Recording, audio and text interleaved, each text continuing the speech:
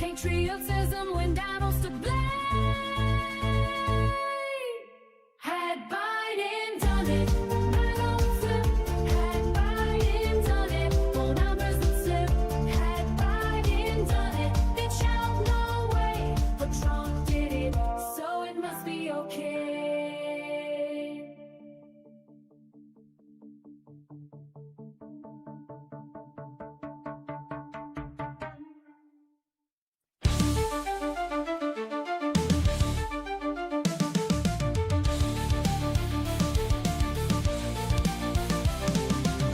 Proclaimed king, a groper in chief, stealing our country, a crooked orange thief.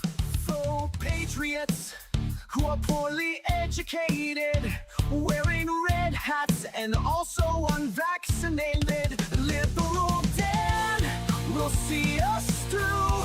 It's the best show that you're not listening to. So when you hear the call, the animals unite. Liberal Dan Radio, talk from the left, that's right. A failing media that's barely treading water. They're too inept to fight this new world order. Corporate pigs are at the trough, hear the squeals.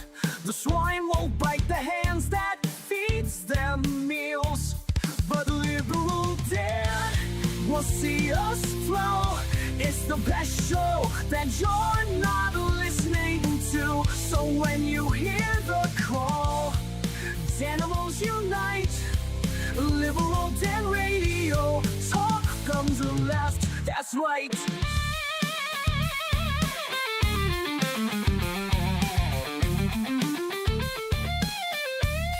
A leftist voice on air, exposing MAGA treason, breaking through their lies with facts, logic, and reason.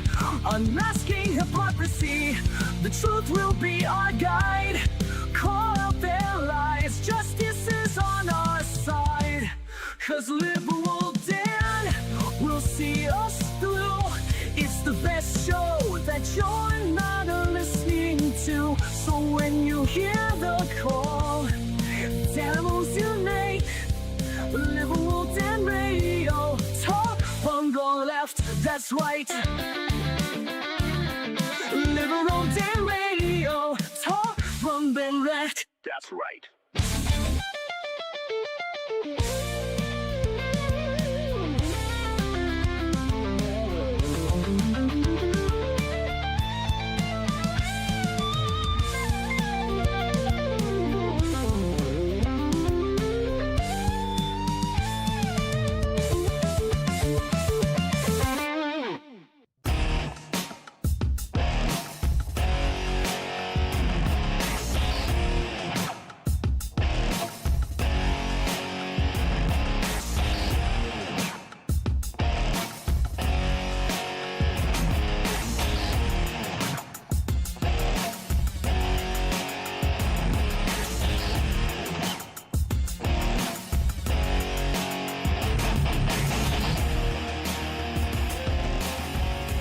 Welcome back to Liberal Dan Radio, talk from the left, that's right. This is your host, Dan Zimmerman, coming to you live from New Orleans, Louisiana.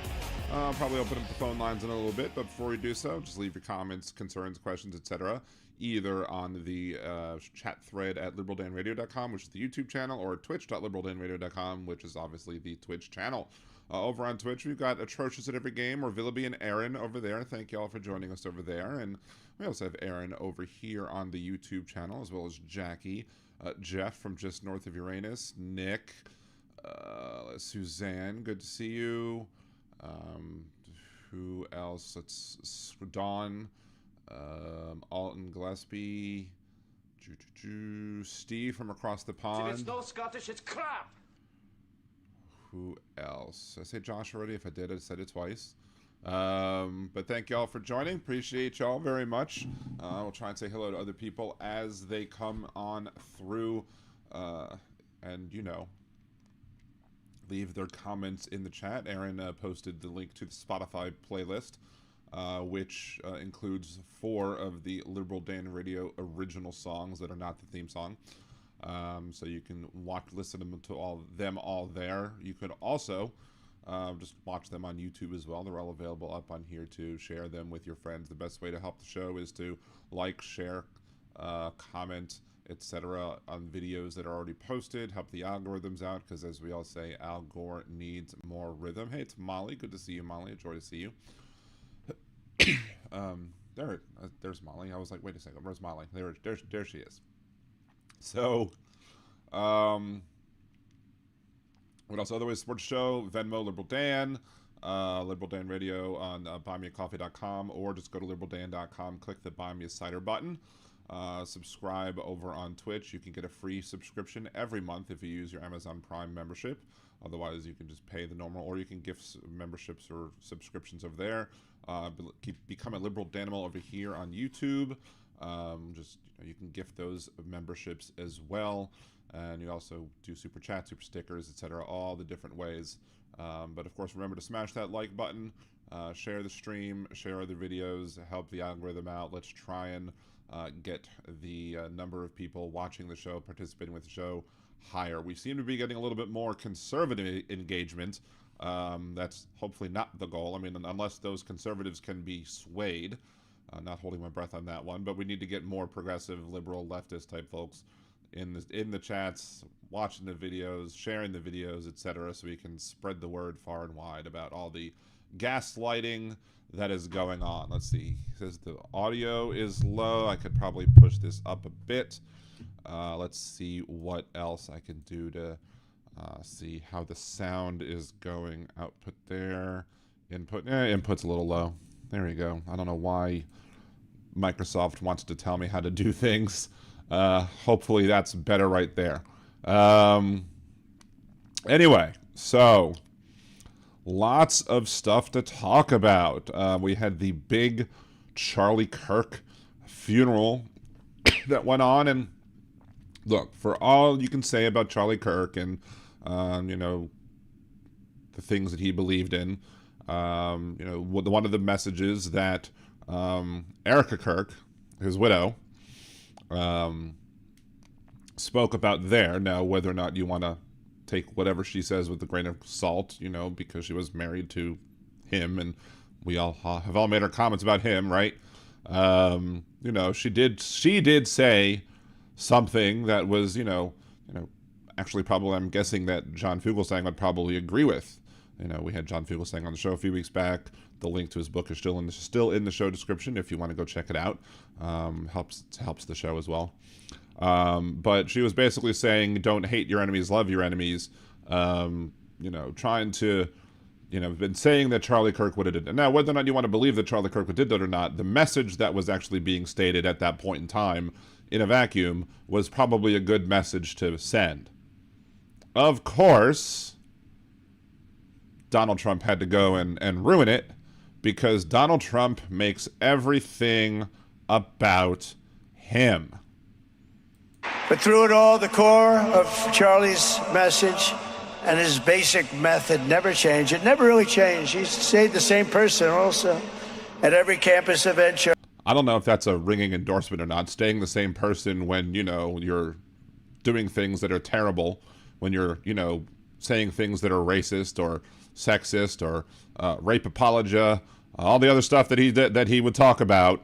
It's not a good thing. Sometimes it's good to change the type of person you are, especially if you're going to change the type of person that you are for the better. When we played the racist crap about, how he said that, listed 4 black women and said that they didn't have the mental capacity to make it without affirmative action, which is, BS. But anyway, let's continue. Charlie asked the people who disagreed with him to come forward, and instead of silencing them, he handed them a microphone and let them speak. Now, and here's the thing.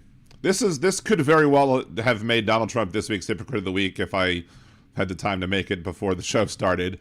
But, I mean, Donald Trump, when they're erecting this straw person of Charlie Kirk, Donald Trump is creating this straw man, and because he wasn't the wonderful, going to colleges and not engaging with more like adult type people. He would go on the Whatever podcast and debate the hand-picked people that the Whatever podcast would talk about.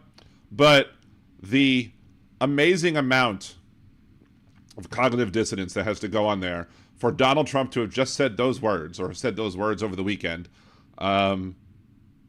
blows your mind, because he's sitting there praising Charlie Kirk for giving the other side a microphone and allowing them to say what they want to say. All the while, Donald Trump's trying to shut down any speech that he doesn't agree with.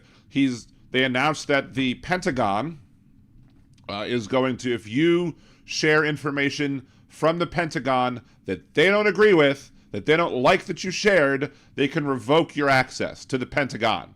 Now, this isn't just talking about classified information, even though we have the classified information sharer-in-chief when Donald Trump at his Bedminster resort clearly shared information that was confidential, secret, etc., with people who didn't have clearance in violation of the law that he signed. But this isn't just talking about classified data, classified information. This is talking about information that's not classified, but they still might not want you sharing. You have to basically get approval to share anything you get, or you could lose your access to the Pentagon, which, you know, fascism, everyone. Hello, fascism.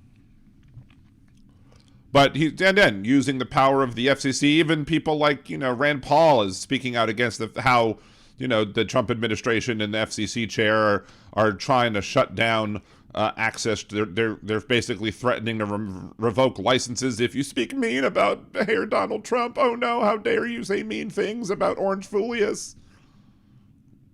So yeah, Donald Trump is sitting here out of one side of his mouth saying how wonderful Charlie Kirk was for handing people a mic, yet he's yanking the microphones away. Granted, the people spoke up and rose up and basically told Bob Iger of Disney that they're going to lose a crap ton of money if they continue to surrender to the bullying and the gaslighting of this administration, of this president, etc.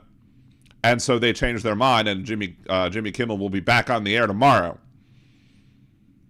But still, it doesn't stop the fact that Donald Trump is a gaslighting bully who has tried to say that Jimmy Kimmel said terrible things about Charlie Kirk, and he didn't. Jimmy Kimmel, before the monologue that he got fired over, was criticizing people for making jokes at the expense of Charlie Kirk's death. And that was before he did the monologue, of doom or whatever. And then the monologue of doom, as we've covered, said nothing that mocked Charlie Kirk's death. He said nothing terrible, as Donald Trump said, about Charlie Kirk. He may have, mocked the MAGA supporters who were just gung-ho without any evidence, trying to convince everybody that this person wasn't a conservative, even though he was raised one. And then mocked President Trump, who twice started talking about, when asked about his good friend Charlie Kirk that passed away, twice immediately changed the subject to his wonderful ballroom that he's building. That's what Jimmy Kimmel made fun of. He didn't make fun of Charlie Kirk. He didn't say a mean comment about Charlie Kirk.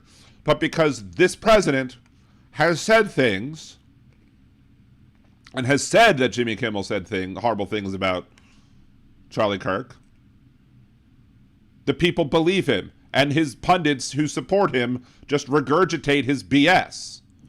Let's continue with what Trump said at the Kirk Memorial. Oh, wait, Atrocious at Every Game says, but Dan, both sides. Yeah, just like when Jill Stein emerges from her cocoon a few times during her 4-year hibernation between elections, say both sides suck, or Dems are more racist than Republicans or some shit. Exactly. Trusted every game. Also, my position is someone dies, I'm not going to piss on their grave out of respect for the people and lives. I also don't support lionizing the guy and lying about who he was. Exactly. Like, I wouldn't be making such a big stink about how horrible Charlie Kirk was if they weren't trying to venerate him and turn him into a freaking saint. And trying to gaslight everybody as to the good person that he was. He said some terrible shit. And I will talk about the terrible shit as long as they keep trying to make him into some savior. He wasn't. Let's see. I think I did see Chad is here. What's up, Chad? See, at least some conservatives spoke up over Kimmel. I'm glad he is back. Not one Democrat stood up for free speech when Trump was silenced. When was Trump silenced? Who silenced Trump? Teresa, good to see you. Thank you for joining us as well. Lucky Minute as well. Thank you for joining us too. If I've missed you, if I missed anybody, I'll try and catch you when you say something else. Anyway, let's continue with Hair Donald Trump and his words. And he'd convinced so many of them. It was a pretty amazing thing to watch, actually. Shortly before Charlie arrived on campus, the day he was assassinated, a staff member texted him that there were many critics. Oh, okay. Facebook and Twitter for 2 years, but not by like government, right? Like a private entity said, "Hey, we don't like that you're spreading misinformation on our site, so therefore we're not going to let you use our site." Or, "Hey, we don't like the fact that you incited insurrection," and you just sat there doing nothing as police officers were assaulted. Yeah, that's not government trying to shut down speech like what Donald Trump is trying to do. As much as you want, look, I'm all for free speech, but if you start, saying like anti-Semitic shit in my chat, like some people have done in the past, I'm going to block you because I'm not going to allow you to use my forum to spout not you, but anybody. I'm not going to use anybody, allow anybody the ability to spout anti-Semitic stuff on my own forum, on my own, channel. You can make your own channel and do that for you. But YouTube's not required to air me.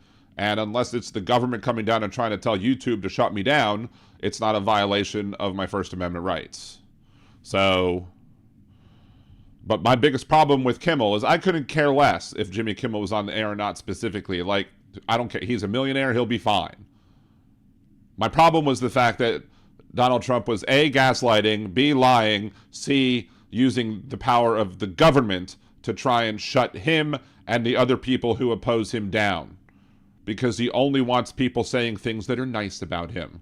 And Teddy Roosevelt said basically something to the effect that to say that there should be no criticism of the president is morally treasonable to the country. So, let's continue. Critics and students who were opposed to his views and rather strenuously in the crowd, and that actually made him feel good because he wanted to convince them. He understood. He really did. He understood what was right, and he was right about that. He understood what was right, and he was right about that. Did he? Did he really now? A lot of it was based on common sense. No. A lot of it was based on racism. Some more of it was based on rape culture, but let's continue. The way Charlie wrote back to the staff member saying, "I'm not here to fight them. I want to know them and love them, and I want to reach them, and I want to love them and squeeze them and call them George. Try and lead them into a great way of life in our country." In that private moment on his dying day, we find everything we need to know about who Charlie Kirk truly was. He was... No, there's plenty more to know, but get ready for Donald Trump. If you haven't seen this yet, get ready for Donald Trump to ruin everything he just said. A missionary with a noble spirit and a great, great purpose. He did not hate his opponents. He wanted the best for them. That's where I disagreed with Charlie. I hate my opponent, and I don't... Who's his opponent now? That's what I know. He says he hates his opponent. Who is his opponent? Is there one or are there many? I don't want the best for them. I'm sorry. I am sorry, Erica. But now Erica can talk to me and the whole group, and maybe they can convince me that that's not right, but I can't stand my opponent. Again, singular, he can't stand his opponent. Oh, well, we can't stand you either, Donald. And we definitely don't want what's best for you either. Because, we want what's best for this country, and that's for Donald Trump to leave the presidency post-haste. What's going on, Tim? Good to see you. CR, good to see you as well. Animaniacs flashback. Wait, from which one? Did I do it, or did somebody else do it? It's time for Animaniacs. Anyway. But again,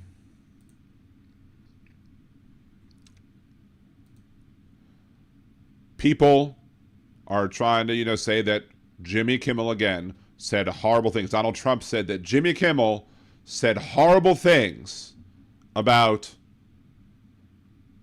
Charlie Kirk. And again, he didn't. Donald Trump's lying. There's only one person between Jimmy Kimmel and Donald Trump who made a joke at the expense of Charlie Kirk being dead, and that person is none other than Donald J. Trump. Charlie said, that there was no such thing as hate speech. He obviously, no one anticipated what happened to Charlie, but you have always been in favor. He might not be saying that now. I mean, how these people, how Charlie Kirk supporters how all the people who've been raising such a big stink over Donald Trump saying that Jimmy Kimmel said something terrible about Kirk and joked about Kirk, whatever. He never did. But guess who did? You just heard it. That's right. It's Donald John Trump. Your president made a joke about Charlie Kirk being dead. Charlie said, that there was no such thing as hate speech. He obviously, no one anticipated what happened to Charlie, but you have always been in favor. He might not be saying that now. Yeah. So, any one of y'all out there who insist on Jimmy Kimmel joked at the expense of Charlie Kirk being dead, no, you're wrong. But now you need to put the same energy and effort that you put towards Jimmy Kimmel towards Donald Trump. And if not, you're a hypocrite. Simple as that. Impeccable Living is in the chat. Good to see you, Impeccable Living. Oh my. And he just got out of the shower, which means he's naked. Oh my. A double oh my. Anyway, so oh my. Let's see what else. So yeah, then there's that. From his little one-on-one interview from Thursday with Faux News. Of course, Jimmy Kimmel got in trouble. One of the things that they've now shifted, they've backtracked. Instead of saying that Jimmy Kimmel says horrible things about, Charlie Kirk being dead, now it's Jimmy Kimmel made horrible comments and made light of the fact that the shooter, Tyler Robinson or whatever, was not on the left, or he was making fun of MAGA, who spent the entire weekend trying to convince people that the murderer wasn't one of them. Well, according to federal investigators, i.e. investigators under the current administration, have found no evidence linking Tyler Robinson, who is accused of assassinating conservative activist Charlie Kirk, to left-wing groups, despite claims from the former president from former President Donald Trump and his administration. Are they saying something that we don't know? Because this article is from Sunday, September 20th, 2025, and they're calling him former President Donald Trump. I mean, that's wishful thinking, right? But holy crap. A trio of insiders reportedly familiar with the probe into the case, which as of now appears to revolve around Robinson 22 acting alone. Every indication so far is that this is one guy who did one really bad thing because he found Kirk's ideology personally offensive, one person said. Two of the sources added that bringing federal charges against Robinson for his alleged crime may be challenging. A third source familiar with the investigation said there's still an expectation that Robinson will face some sort of federal charges. And fine, I mean, I would argue that it's probably reasonable to say that Robinson violated, if he really did murder Charlie Kirk for, what the things that he said, then you could say that he violated his civil rights by murdering him over his free speech, and which would have a chilling effect potentially in other people's speech. However, the problem with that is that the feds have had a notoriously big problem putting civil rights or other charges against murderers on other people as well. So if they couldn't do it for the other people, it would be kind of hard for them to do it for him here as well. Noodles over on Twitch says, why liberals, spelled wrong, are better than conservatives, you dumber than Destiny. Look, I don't follow Destiny much. I've heard there's some issues with Destiny or whatever. But how long? This is a first-time chat, old Noodles.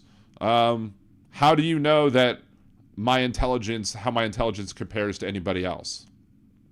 Have you watched the last thing where I showed you that, Donald Trump made a joke at the expense? I'll play you the joke again that Donald Trump made about Charlie Kirk being dead if you need to hear it.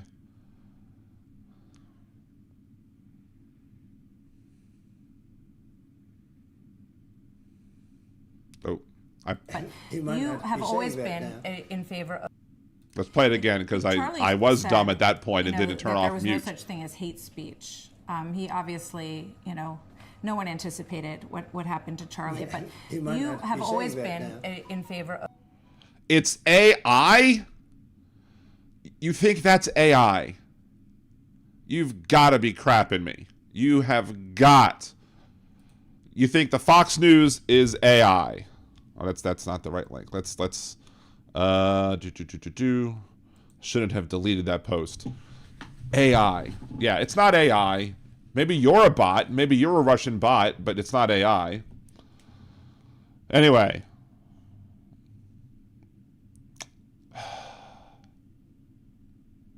AI is smarter than any Fox News anchor. LOL. I agree with that approach at every game. Hold on. Got a cough coming. But look, hey, keep chatting, Noodles. I mean, you're probably helping the algorithm over on Twitch as well.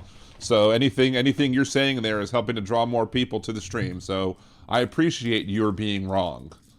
Check out Newsmax. Why do I have to check out Newsmax? Newsmax isn't the one that interviewed Donald Trump where Donald Trump made the joke about Charlie Kirk being dead. Charlie said, that there was no such thing as hate speech.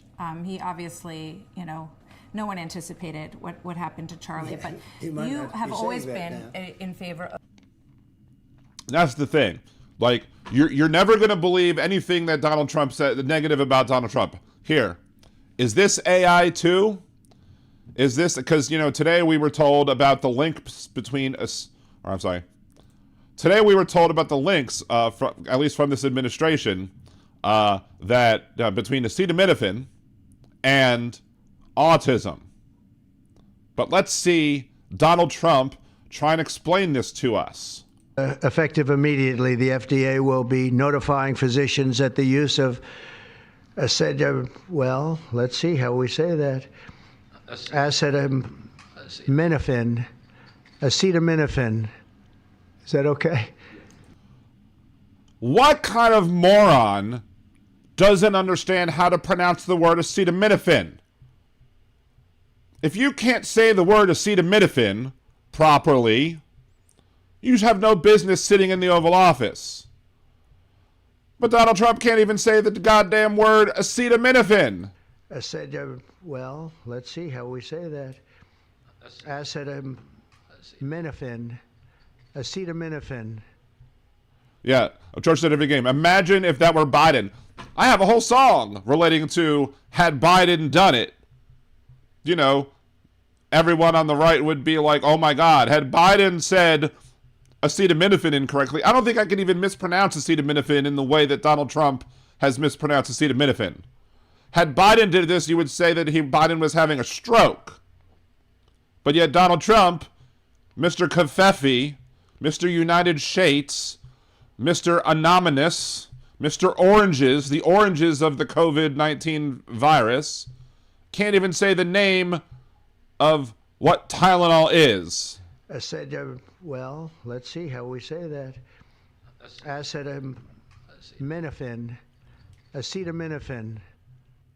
I notice RFK Jr. is in the background of that clip, and he's no help either.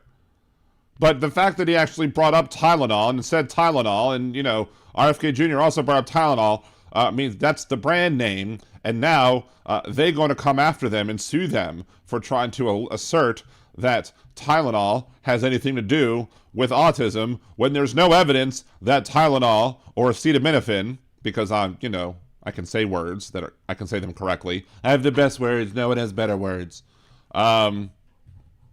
Maybe let's continue with this. Which is basically commonly known as Tylenol. During pregnancy, during pregnancy, not pregnancy. During pregnancy, Tylenol. During pregnancy can be associated. You can't even say pregnancy right. I was so caught up over him saying acetaminophen wrong. He can't even say pregnancy. With a very increased risk of autism. Wrong, sir. Wrong, to quote Willy Wonka. So taking Tylenol is not good. All right, I'll say it. It's not good. For this reason, they are strongly recommending that women limit Tylenol use during pregnancy. You can't even Tylenol. You can't even say Tylenol. It's Tylenol. Unless medically necessary. That's You're burying the lead, Impeccable Living. I was getting there. For instance, in cases of extremely high fever, that you feel you can't tough it out, you can't do it. I guess there's that. It's a small number of cases, I think. But if you can't tough it out, if you can't do it, that's what you're going to have to do. You'll take... I mean, what the hell is that word salad?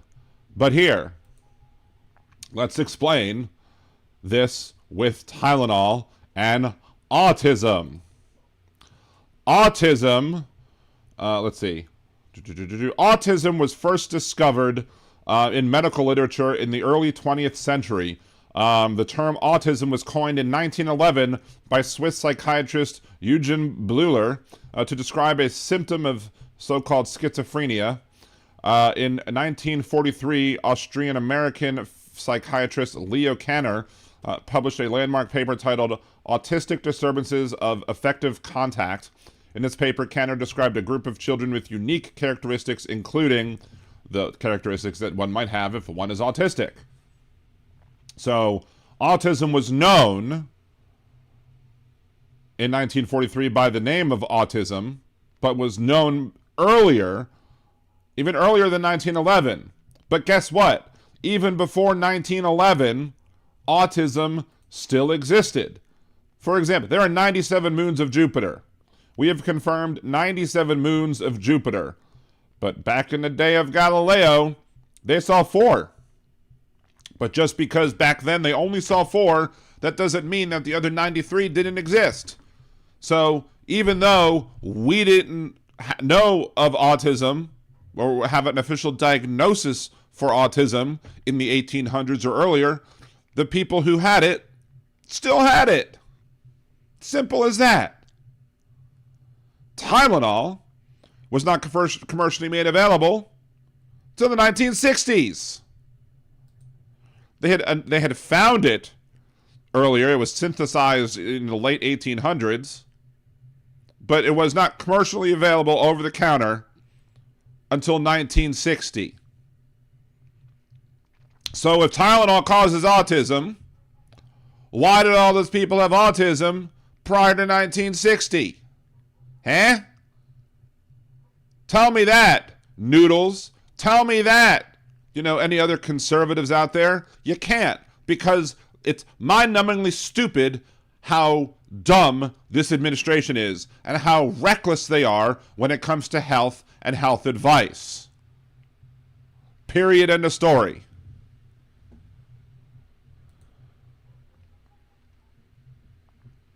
Noodle says, I hate you all because facts. Democrats created the KKK South states were Democrats. Now we all red states. Abraham, blah, blah. Oh, my God. Do I have to explain this all over again? Sure, let's explain it all over again, shall we? We have nothing else to talk about on the show. We can deal with a little bit of trollishness every once in a while. Yes, the Democratic Party, the Democrats in the South back in the late 1800s were the people who shouted the myth of states' rights. Yes, the myth of states' rights, because states don't have rights. States have powers, people have rights.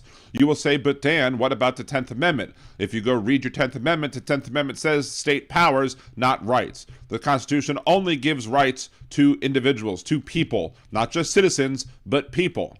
But yes, the people who were talking about the myth of states' rights back in the late 1800s were conservatives back then, and yes, they were Democrats fighting for the ability to own slaves and be segregationists or what have you.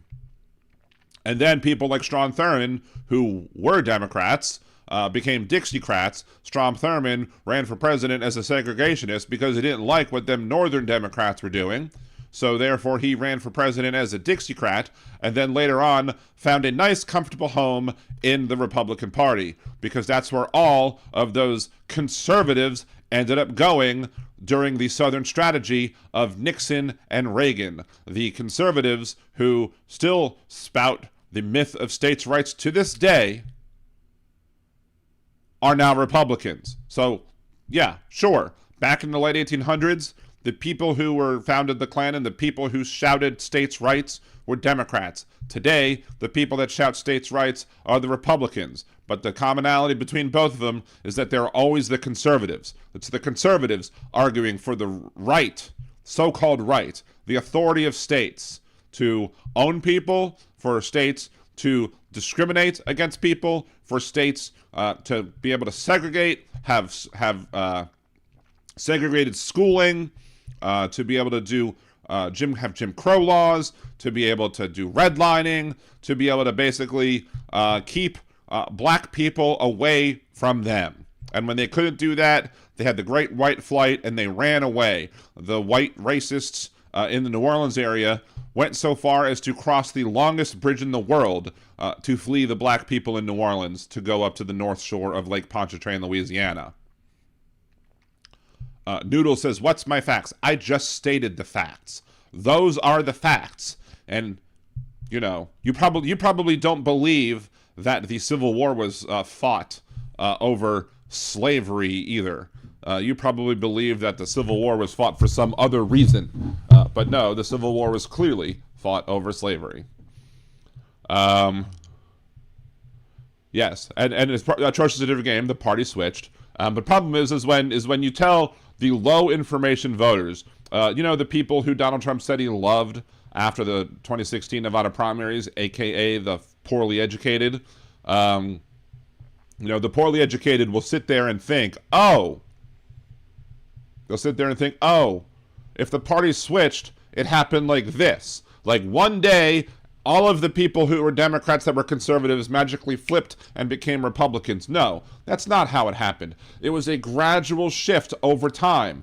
But if you look at the map of the Confederacy, you will see a map of the United States of all sorts of different horrible things. Low education, high teen birth rates, high STD transmission rates, all the negative numbers. It's the South. It's just across the South. Because the South is full of poorly educated rubes who Donald Trump loves. It's the only people that Donald Trump has ever said that he loved, I believe. I've never heard him even say that he loves his kids. I mean, he said he was attracted to one of his kids, but he never said that he loved him, that I've heard.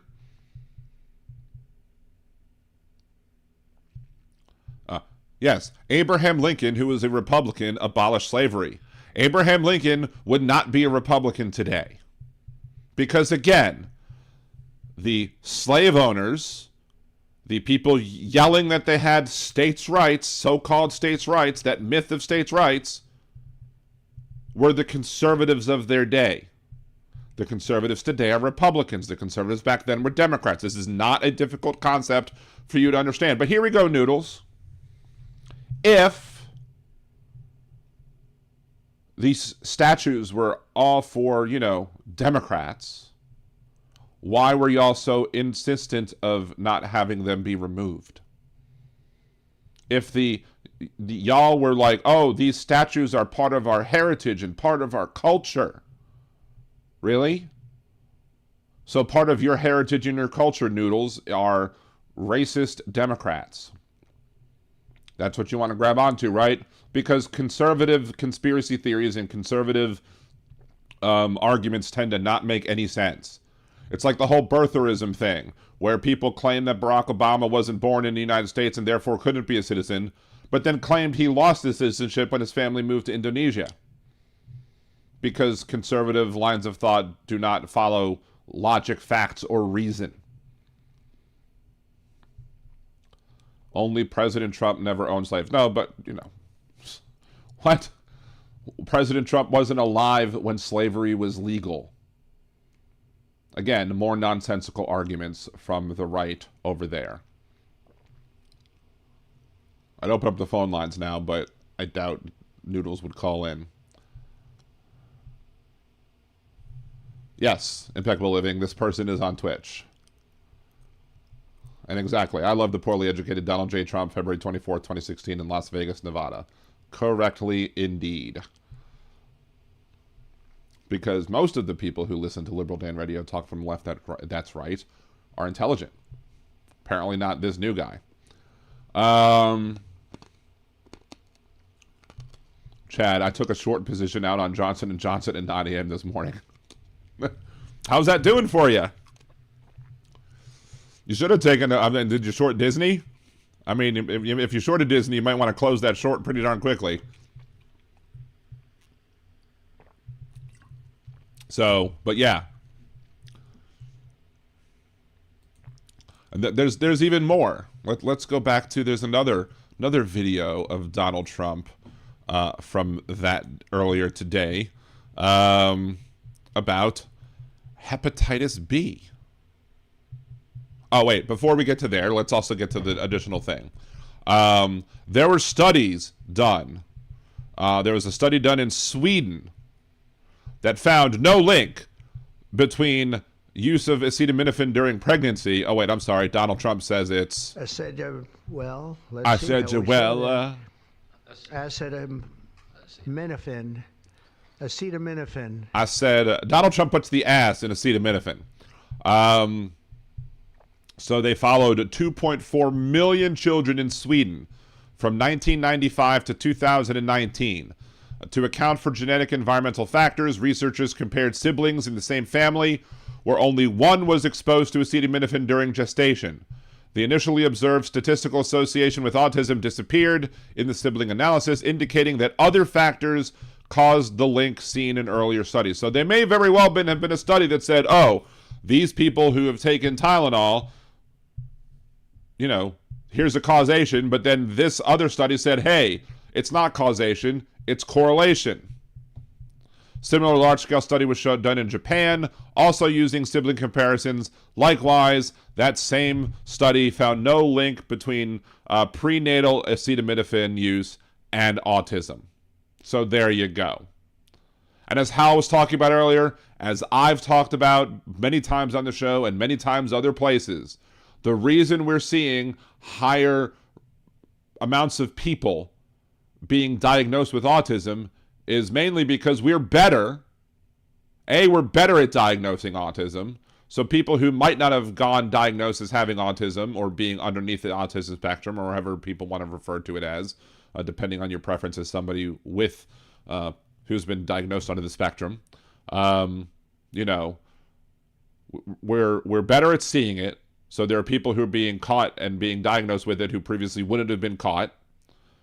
We're also calling more things autism. The umbrella used to not include like Asperger's syndrome, but they've changed it, and now Asperger's is no longer called that, and it's just part of autism in and of itself. So there's more people. So obviously, if there's more people, then you're going to see more cases.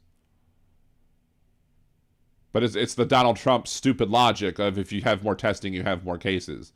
I'm surprised you haven't seen Donald Trump come out and say that testing for autism causes autism, because Donald Trump seemed to suggest that testing for COVID caused COVID, because Donald Trump is a moron. Ooh, he's going to call and prove me wrong. Cool. That'll be fun. But we're gonna play something else first before we open up the phone lines, and then we'll have a conversation with Noodles. And of course, Noodles, you know, the rules are, don't just start cursing, don't filibuster. We will go back and forth if you want to call in, and we will have the conversation, and we'll have a good back and forth, and you'll be proven wrong. But let's get to this one other clip real first, because it's something else. This time it's about Donald Trump talking about children and hepatitis C. And then hepatitis B is sexually transmitted. There's no reason to give a baby that's almost just born hepatitis B. There's no reason to give a baby who's almost just born, i.e. a newborn infant. Is that what you were trying to say, Mr. Brain Surgeon in Chief? I would say wait till the baby is 12 years old and formed and take hepatitis B. And take hepatitis B, not take the hepatitis B vaccine, but just take hepatitis B. Well, idiot in chief, hepatitis B is transmitted when infectious blood, semen, or other bodily fluids from an infected person enter the body of another infected person. This can happen via sexual contact, that is true. It can also happen from sharing needles or other drug injection equipment, which, you know, I'm not worried that a newborn is going to be, you know, freebasing drugs and getting, you know, injecting drugs into their system. But it can also happen from an infected mother to her baby during childbirth, because there is quite a possibility that fluids will go between the, you know, the patient and the child. But Donald Trump is an idiot. He's a moron. He doesn't understand these common things. Other less common but possible routes to include exposure to infected blood via the workplace, sharing of personal care items like razors and toothbrushes, and unsterile tattooing or body piercing implements are other ways that you can share. Of course, again, I'm not worried about kids getting tattoos. But if there are other people in the house other than the parent, and somebody else has hepatitis B, and they happen to come into contact with something else like a toothbrush or whatever, and you find another way to spread the bodily fluids, guess what? You're putting that child more and more at risk of getting hepatitis C. So when you determine that the person who is gestating and giving birth might have hepatitis B, the thing you want to do is you want to give the infant the hepatitis B vaccine out of an abundance of caution. But Donald Trump is too stupid to understand this. He's too stupid to realize this. Somebody remind me, where did Donald Trump study medicine? Probably Epstein Island U. Oh, one more thing before we get to before we get to the phone calls. Yeah, there may be other things I want to talk about, but I do want to talk about this. I do want to talk about this one thing before we open up the phone lines, and that is the sheer and utter, and this might cause a copyright violation or whatever, so I'm going to try and play I'll play a little bit of it to minimize the copyright violation aspect of this, but to show how ridiculously immature this administration is, here is a video directly from Homeland Security about them going after people who they claim are illegal immigrants. I wanna be the very best, like no one ever was. If you're the very best, you're not joining Department of Homeland Security or ICE. Catch them is my real test, to train them is my cause. I will travel across the land, searching far and wide. Each pocket mine to understand the power that's inside. Pokemon, gotta catch 'em all. It's you and me. I know it's my destiny. That's enough. I had it's basically the same BS over and over and over again. How freaking immature. And you know what's bad? The fact that Tim freaking Pool pointed this out.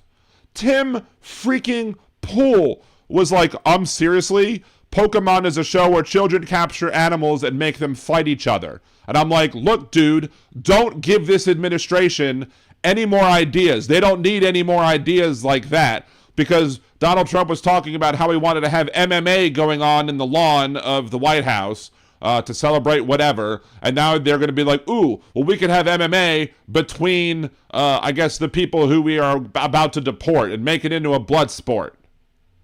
We don't need to be giving them that information, old Timmy Pool, but when Tim Pool calls out the Department of Homeland Security for being shitty, you know we are in the dumbest timeline. I mean, there's many reasons why we're in the dumbest timeline, but when Tim freaking Pool points that out, oi. I mean, how freaking immature. Like, you shouldn't be gleeful in going after people and deporting them. If there are people that have to be deported, by all means, deport them. Other presidents have deported people. There are people who should be deported. Simple as that. But it shouldn't be a joyful thing. It shouldn't be something where you make fun of people, especially in this administration that has detained and deported people, even banned people who had no business being detained, deported, or banned. Like the 18 plus people, 28 now, I think, plus people that they seized at a cruise ship terminal in Norfolk, Virginia. Those people were doing nothing wrong. Now, the administration claimed that maybe some of them had some illegal videos on their phone, but they never actually proved it. And when somebody's accused of a crime, the onus is on the federal government to prove that they committed a crime, not the other way around. There's no evidence, none, that those people had those on their phone. You had the woman who was from Iran in New Orleans who was detained. You had the PhD student from South Korea who was detained at the San Francisco airport. You have many, many people who have been detained who are here legally and who have even been deported who are here legally. All because this administration wants to get their numbers up. And now they're posting immature BS like that on their official sites. It's childish.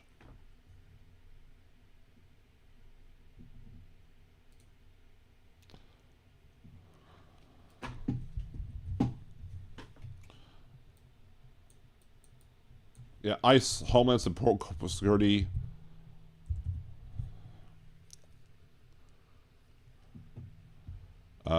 What EOD is, I'm not sure. What you tell me what EOD is there, Noodles. EOD says to me, explosive ordnance disposal is what EOD is coming up with on my Google search. Let's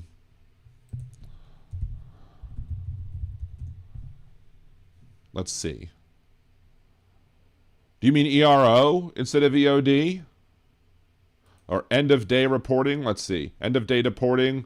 Well, there's no standard term, EOD deporting, and the acronym EOD most likely stands for end of day or explosive ordnance disposal. Given the term deporting, it could relate to one of these two contexts, according to AI. End of day and deporting rate could relate to immigration policy and refer to deportation procedures that are finalized by the end of the business day, blah, blah, blah. And then, of course, there's explosive. But as part of its mission, ERO, enforcement and removal operations, is to protect the homeland through the arrest and removal of individuals who undermine the safety of our nation's communities and integrities of U.S. immigration laws.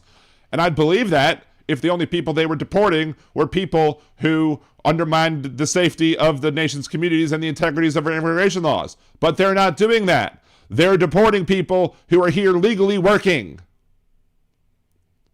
Like Donald Trump is sitting here trying to charge, what, $1 million or whatever for people to get permits to be here or whatever. Why would you even spend money on that when you're going to risk this administration then taking the people that you paid the money to get here and then they're going to just deport them again? Like what happened with the South Koreans and the Hyundai plant in Georgia. Wait, so Noodles, you were saying that you're in ICE? You're an ICE agent? That'll be fun.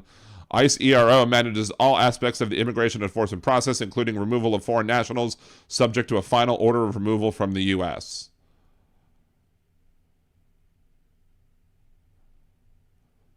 No, what proof you got? Show me visa.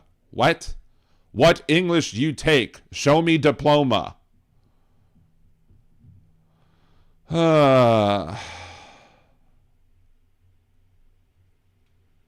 This has got to be, oh, I'm sure it's a troll. It's probably a bot, probably a Russian bot, but we'll test that out real quick. We will test that out real quick, real quickly right now, because we're going to open up our phone lines. 562-LIBDAN1, 562-LIBDAN1, 562-542-3261. And anybody else who wants to call in, let's give Noodles a couple of minutes or a couple of seconds to try and call in and share their thoughts with us. I mean, I'm assuming Noodles is a guy. I don't know. Maybe I was wrong about that. Maybe you're a woman. I don't know. Maybe you're non-binary. I don't know. If you want to call in and share your correct pronouns, you're more than happy to do so. But yeah. So again, 562-LIBDAN1, 562-542-3261. Josh, if they ask me for papers, I've got Tops and Easy Rider.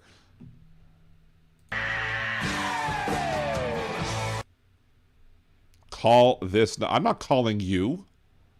No, I'm not calling you, Noodles. You call you. That's not how this works. You want to call into a show, you call in to a show. You don't tell me to, if you're not going to call into the show, then whatevs. But you either call into the show or you don't call into the show. You don't give me the number. I'm not calling another number.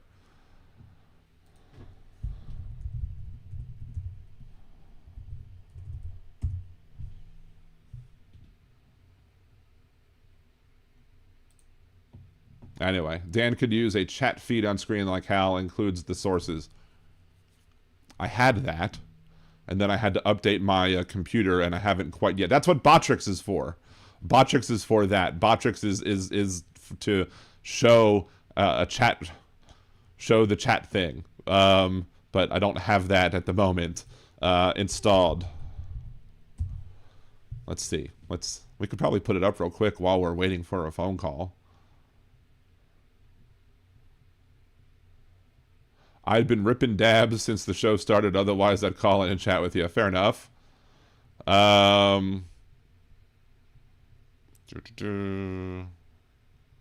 use Twitch or did I use YouTube? Did I use Twitch or YouTube? Which one did I use? Let's try. Let's try YouTube because Botrix goes to YouTube, right? Can we listen to If Biden Did It While It Would Wait? Problem is, if we listen to Biden Did It, you'll have to hear the phone ringing. But sure. Let's do it anyway. Let's listen to Had Biden Done It. Trump piled debt, trillions tall. Promised Mexico would fund that wall. Praised dictators, said they're strong. Had Joe done it, they'd say he's wrong. Had Biden done it, MAGA would flip. Had Biden done it, whole numbers would flip. Had Biden done it, the screen fell play. But Trump did it, so it must be okay. Goes through crises, storms, and war. Called soldiers losers who died in war. Hired his kids to run DC. If it was Hunter, they'd scream treachery. Had Biden done it, MAGA would flip. Had Biden done it, the numbers would slip. Had Biden done it, Fox News would say our day. But Trump did it, so it must be okay. Love Kim Jong-un, he wrote love letters that take the All right, here we go. Hold on.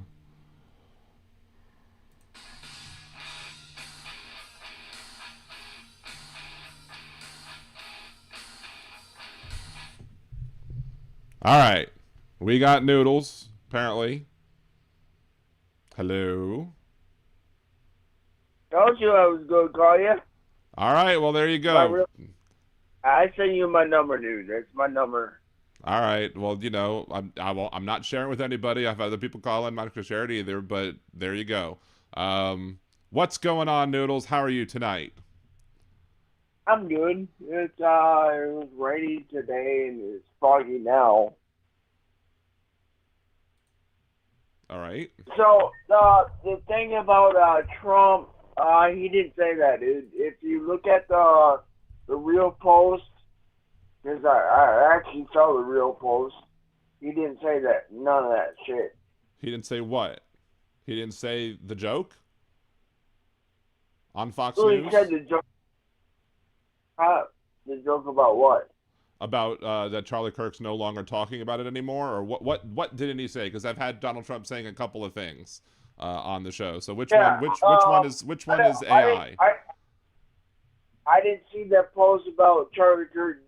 No, actually I did, because when I saw that and I was like, and then I looked at on Twitch, it said it was Grok, and even Elon Musk said it was AI.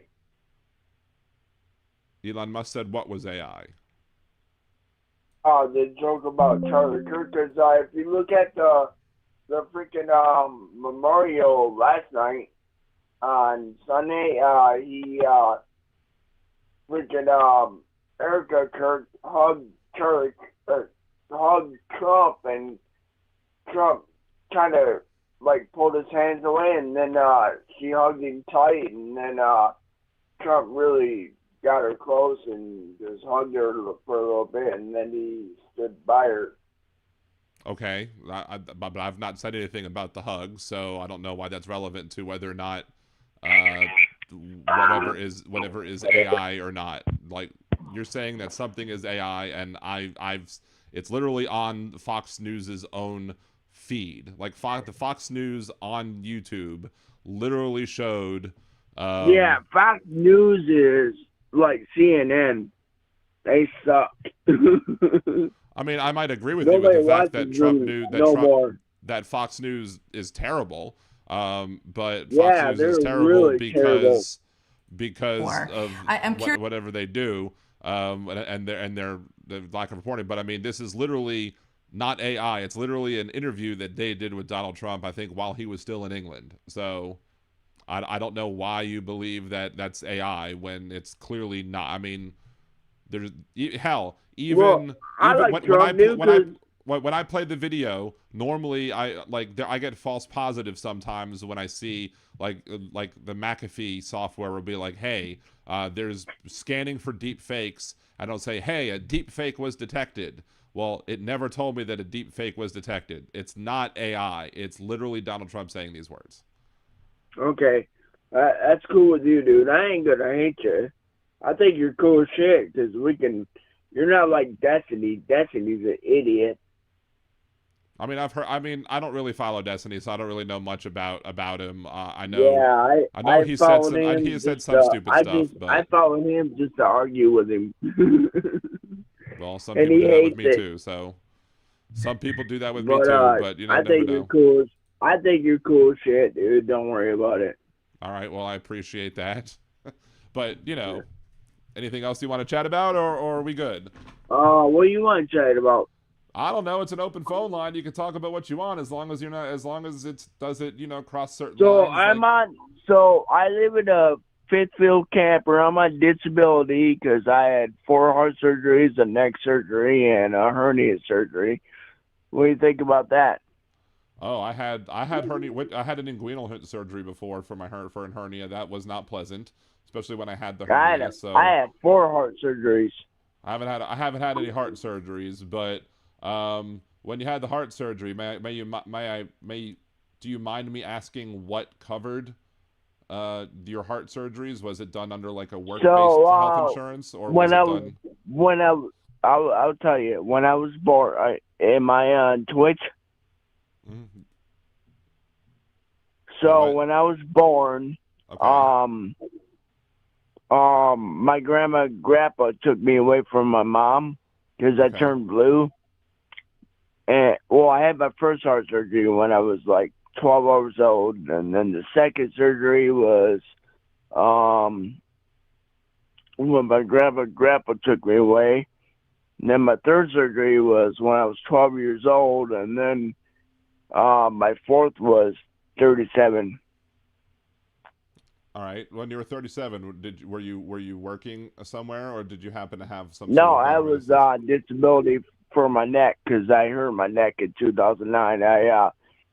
I got drunk, tripped over a chair, hit my head off a cooler, paralyzed me from the neck down, and I had to take 14 weeks of physical therapy. Well, physical therapy ain't no joke. You definitely got to take care of that. So basically, but when you had that fourth heart surgery, you were probably covered because you were on disability. You were probably covered by Medicaid. Yeah, I was on disability and Medicare at the time. It was Medicaid and Medicare. Okay. And you understand that, and you say you support Donald Trump. You like Donald Trump as your president? Yeah, I do. Okay, but you understand that Donald Trump's cuts to Medicaid and Medicare risk other people who are in your situation from getting they can't take me away. Procedures. They can't cut me. What? Wait, what? They can't cut my Medicare, my Medicaid, and my Social Security. They can't cut me. Why? Because I'm set for life. When I had my first heart surgery, my grandparents put me in. Okay, but I'm just telling you, When the conservatives try and cut access and try and put certain requirements on people, they're not going to cut it. They're only cutting people that think they're slow, or people that think they're on Social Security or Medicaid and Medicare. They would take them off there. Me, I can't, because I have heart surgeries, 2 titanium rods in my neck, hernia. They can't get me off there. I don't know why you say that, dude. My brothers say the same shit. And I say that because they keep wanting to cut access. They keep wanting to eliminate government benefits, and that puts people at risk. It might not put you at risk specifically, but there are other people who might be in similar situations, and they might say, look, we believe that this person has the ability to work, and if they don't do it, we're not going to cover them with Medicaid. Oh, I can't work. Well, when I got my neck injury, I can't lift anything on my right hand because so when I grab something, I have to pry it open and let go of it. Okay, but do you understand the importance of having social safety nets like Medicare Trump, and Medicaid? Dude. Trump's a good guy, dude. No, he's not. He's not a good guy. But I know a bunch of Democrats don't like him, but he's a good guy because I didn't like Trump. I was a Democrat, and then I changed after Biden. It was like, man, freaking. I paid groceries for like $180 for 4 bags. When Trump, now I pay 5 groceries for like $70. If you are seeing lower grocery prices, then you are in the minority. There are plenty of other people who are seeing large increases in what they're buying because of the tariffs that Donald Trump has put into place, because the people who pay the tariffs are the people who are the consumers, i.e. the American citizens, the American public. We are paying more money in taxes in the forms of tariffs because Donald Trump thinks that this is the way to handle things, but poor people are suffering. Farmers are suffering. States? I'm in New Orleans, Louisiana. So when I start the show, I say I live in New Orleans. Louisiana. I'm in Missouri. So it's Missouri. So you're in the one part. You're not the northern part that says Missouri. You ever seen the Missouri gun law? Wait, what? You ever seen the Missouri gun law? What is the Missouri? I'm not sure about what the Missouri gun law is. So, like certain states, like Florida, whatever, somebody breaks in your house and you shoot them, whatever.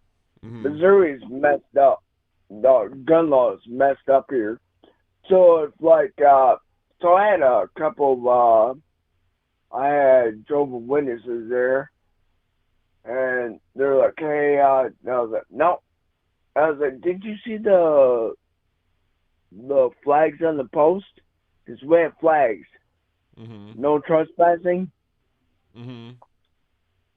So the next year, I had a Christian church girl, and there was a hot girl, dude, like a Christian girl. I was trying to invite her in, and then close her brother out. And she's like, "You want to join the church?" I was like, "No, I don't believe in God. I believe in Jesus, but I don't believe in God." She was, "Why?" And I was like, "Just me, dude, because I live in the Bible Belt." Well, yeah. And how does that work? How does that work? You don't believe in God, but you believe in Jesus? Because it's different. Okay. Jesus is real. I'm Jewish, so I don't understand that concept. To me, I was raised Jewish. I'm not but practicing. Jesus so you're Jewish. Was Jesus real? We as Jewish people don't take a position on the existence of Jesus and whether or not he was a virgin birth or whether or not he died for anybody's sins, because we don't believe that that's part of our religion. So I never thought about that. Yeah. So yeah, I never thought about that because hold on, whoever's calling, I can't take multiple calls at the same time. So I'm just letting y'all know. Once we get off the phone with Noodles here, we will get back. I'll have to decline it at this point, but let me go ahead and turn off the call-in thing for a second whilst we're still having a conversation. Please call back after Noodles is done.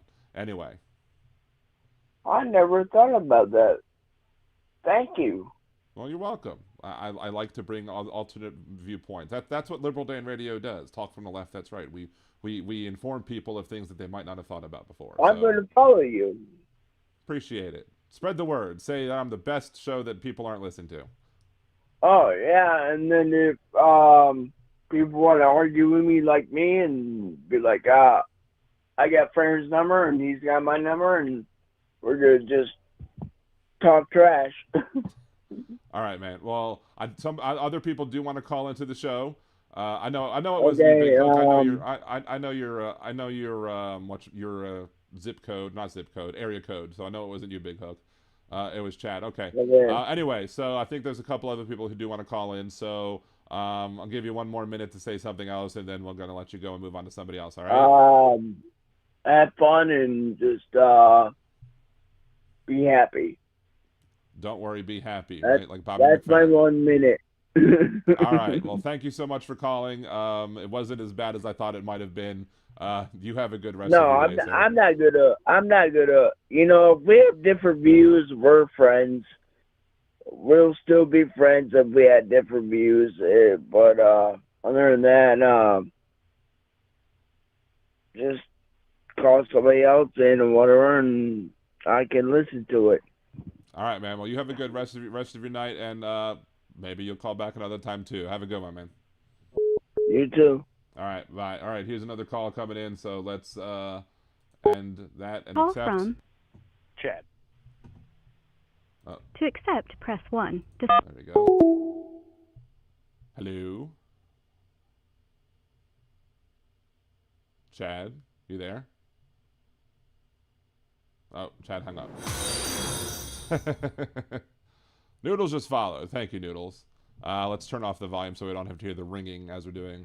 Ugh, this thing has aggravated me. I inadvertently sat on my glasses today, and I need to go get... for some reason, the lens this time is still fitting, but I have to go get this fixed because this is aggravating the ever-living piss out of me.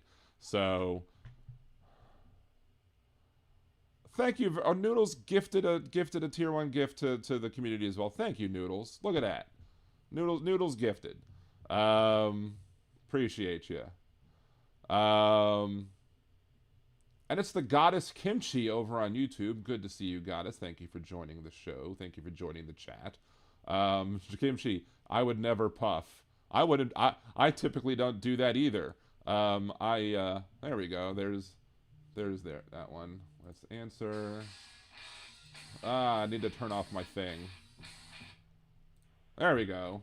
I need to turn down this volume. I don't know if y'all were hearing the Man in the Box audio, but anyway, you there, Chad? Yeah, can you hear me? I can hear you. Yes, there you go. Happy Monday, man. How goes it? Oh, I did not get good sleep last night. I slept very poorly, and it was my first time actually venturing into the hellhole that is my garage that needs to be cleaned up because post knee surgery, I was actually able to get in and out okay and get some new sheets for my bed because one of my animals did something on my bed and did not smell good.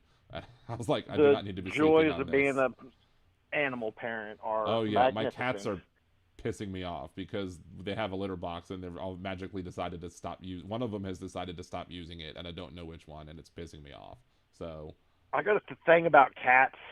For me, let's like for a little practice, if you were to every dog across the world automatically became 250 pounds overnight and every cat across the world became 250 pounds overnight, I promise you every dog owner's waking up alive and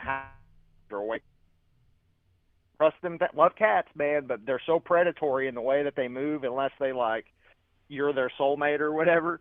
They just, I just feel like if my cat blew up to 250 pounds, he'd eat me in the middle of the night, I think one of mine would still probably run away from me because Gloria, that's Gloria, she's special. Rose, the one who sometimes joins for the podcast, I think she would be fine. Sophia would murder the dogs. Sophia would absolutely murder the dogs. Krista, what did you do? You must have pissed one of them off. I don't know what I did. I'm loving to my cats. For some reason, they just like to go somewhere else that they're not supposed to, and it's probably Gloria, because Gloria has a cone right now, because I'm the one who caught the fact that Gloria had some like redness and blood and aggravation right here, so I made sure she had a cone so she didn't continue picking at it. So she's probably mad at me because I'm trying to protect her. But you know, as Donald Trump says, It is what it is. thank you, Donald.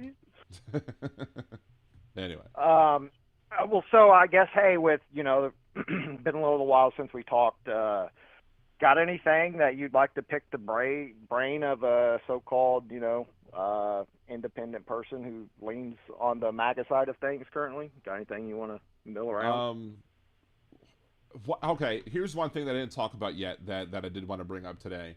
The fact that Donald Trump thinks that if somebody is an asylum seeker, that they are coming from an insane asylum. What do you think about that? I mean, what's sad is I can't disbelieve that like if we had a normal, you know, person, that'd be easy to say, I don't believe you. But I can't say that. What I can say is that I would have to look further on my own to verify the veracity of what's being said. But I mean, as a Trump supporter, to say it's sad that that's not out of the realm of possibility. You know, and today, like I kind of take it in with like the acetaminophen thing. From my point of view, I actually believe the fact that Trump don't really drink or do drugs and stuff like that, and I think he's so obsessive about it that it probably mills over into the regular world, and he's not a regular dude. I doubt anybody has ever said the word around him, acetaminophen. You know, and that's like if I gave you the name of a antifungal medication right now and spelled it out for you and had you pronounce it, there's a good chance that you're not going to say it right and you're going to stumble over it. Now, also, maybe he's fucking stupid, right? But I do try to look at each possibility for my side and against my side. So that's what I would say. Yeah, it doesn't change my opinion, though. I mean, right. I have to scroll back up because look, I didn't believe. It's not that I didn't believe it. It's that I didn't even think that it was a possibility, and it took my wife actually sending me the image, and I was like, I don't know what's worse is that I didn't realize this, or if the fact that he actually is saying this ridiculous stuff. I'm trying to pull out. I think what's worse is if you didn't even think that it was possible as an ardent supporter or non-supporter, and me as a supporter, I actually put that into the realm of possibility. So I would say logically in this instance that and no dig against you or anything, but I think that sometimes that we are so consumed with trying to nitpick every bad thing about a person that when something that's like it becomes illegitimate because we're just literally nitpicking all the bad and not saying one good. So you kind of miss that tick because you're already presuppositioned into bad regardless. During the last administration though, like last Trump administration, i.e. 16 or 17 to 21. Sure. I when he did things that I agreed with, even if they were not necessarily substantial, like I said that I agreed with it. I had no problem. I remember with him signing the bill into law that would have that made it a 5-year felony for mishandling. Hey, I have a question. Sorry to interrupt. Oh, I'm so sorry to interrupt. So sorry. Is there any way to dual call? I would love to have a discussion with Kimchi. If she would like to have a discussion, if not, cool. But if you're, I haven't quite figured out the way. I haven't quite figured out the way how to get Google Voice to do multi calls at the same time. I don't think it's possible at this point. So we would have to. Either well, my bad for interrupting you. No problem. I apologize so much. I just seen that and I was like, keyboard warriors. I get it though, but she's actually very intelligent, so she's fun. We all love Kimchi. She's awesome. I disagree vehemently with a lot of the things that she says, but I think she's an awesome individual. So from what I've experienced, and also everybody. Hold on, Atrocious at Every Game over on the Twitch chat wants to ask you whether or not you were in the vicinity of the Capitol on January 6, 2021. Based upon what? The sound of my voice would be my rebuttal. that you're supporting Trump? No, I wasn't. My fat ass was in my wheelchair, stuck in the southern part of Southern Illinois. So no, definitely not me. Yeah. Yeah. But wait. He says because he seems too reasonable to be MAGA, which I guess is. There's actually far more. Listen, I went on Facebook today. I haven't made a Facebook post in 8 years, right? So I go on Facebook today after I heard about Kimmel, and I said, although I, disagree strongly with Jimmy Kimmel on almost all of his positions, I'm glad that he got his show back. I said that it's not fair to silence people today, just like it wasn't fair 4 years ago. And I said that true change comes from consistency.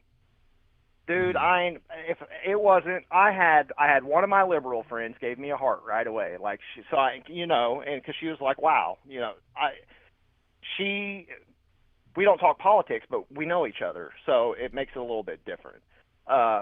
Some of the hate that I got from the type of MAGA that you all assume that every MAGA is, it made me delete my post. And I told my wife about an hour and a half ago, I was like, this is why the fuck I stay off of Facebook. I thought I was trying to do like, hey, this was a good thing. Like I was on board with the other conservatives that stood up and because it's hypocrisy.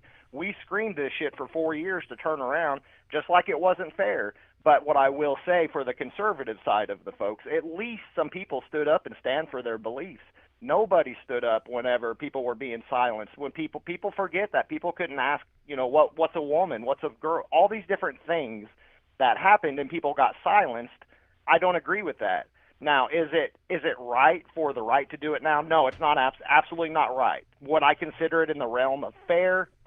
Maybe, but I don't want either one. I don't want the right doing it. I don't want the left doing it. I want us all to be the fuck against radicals. That's what it is. Most everyday people, if you're not on the internet, you're not one of the 50 people that go from chat room to chat room to chat room, because I see most of them and I interact with most of them throughout the day. I kind of keep that. That's my media entertainment is interacting with all sides of the spectrum and being informed and listen to everybody's arguments. And quite frankly, both sides are making out everybody in America to be the very small percentage of radicals that live on both sides.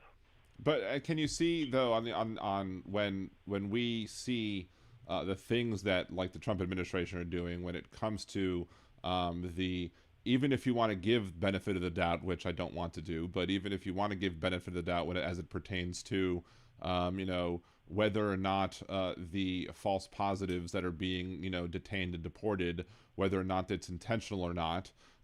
There's so many of those false positives that are coming out, like on the people who are being detained. There's him literally saying, like, he didn't just say, it wasn't just Jimmy Kimmel being removed just because of that.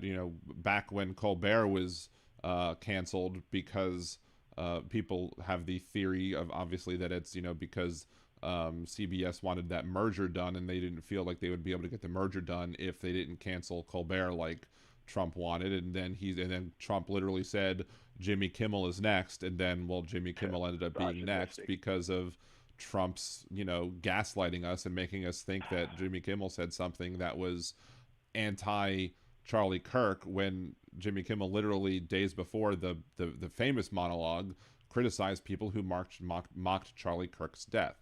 But Trump continued to gaslight us or whatever. So he's trying to use the power of government to shut people down, which is different than what Twitter did to him, because it's the power of government versus a private entity. And do you think government influences? So just like how the government stepped in and is working the levers, do you not remember all the back channel conversations and how basically there was a straight pipeline from all social media platforms straight to you don't remember all the stuff around that? Actually, Tim Farrell, misogynistic. I'm not misogynistic. It was a left-leaning joke that a left person could be smart. But of course, in your worldview, you jump straight to the most disgusting shit. I was making a haphazard joke about somebody that I don't know, but keep living that life, brother. Work out good. Yeah, I also didn't assume that you were. I assumed that you were being. I was just cracking a joke, bro. You were being mocking of left, not mocking of women. That's what I assumed. Absolutely. But bro. again, if absolutely. you're supporting somebody who, the grab him by the hoo-ha guy, the guy who was found civilly liable for sexual abuse, sexually Totally abusing not Eugene cool in Carroll. public, but I ain't gonna lie, bro. In the locker rooms when we were young boys, but that's the difference. We're young boys, right? So a lot of men, they fuck up and they look at it through the prism of a young 17-year-old guy that was talking shit in the locker room because they don't know about women in the world and all of that stuff. So people conflate those two things. Although I do agree that it could be conflated. I don't think that was right that he said that. You know what I mean? That doesn't level to, rise to the level to, it's not just for a lot of people out there. It's not a black and white world. It's gray, and that's really all that I can say about it. But we all should attack people less.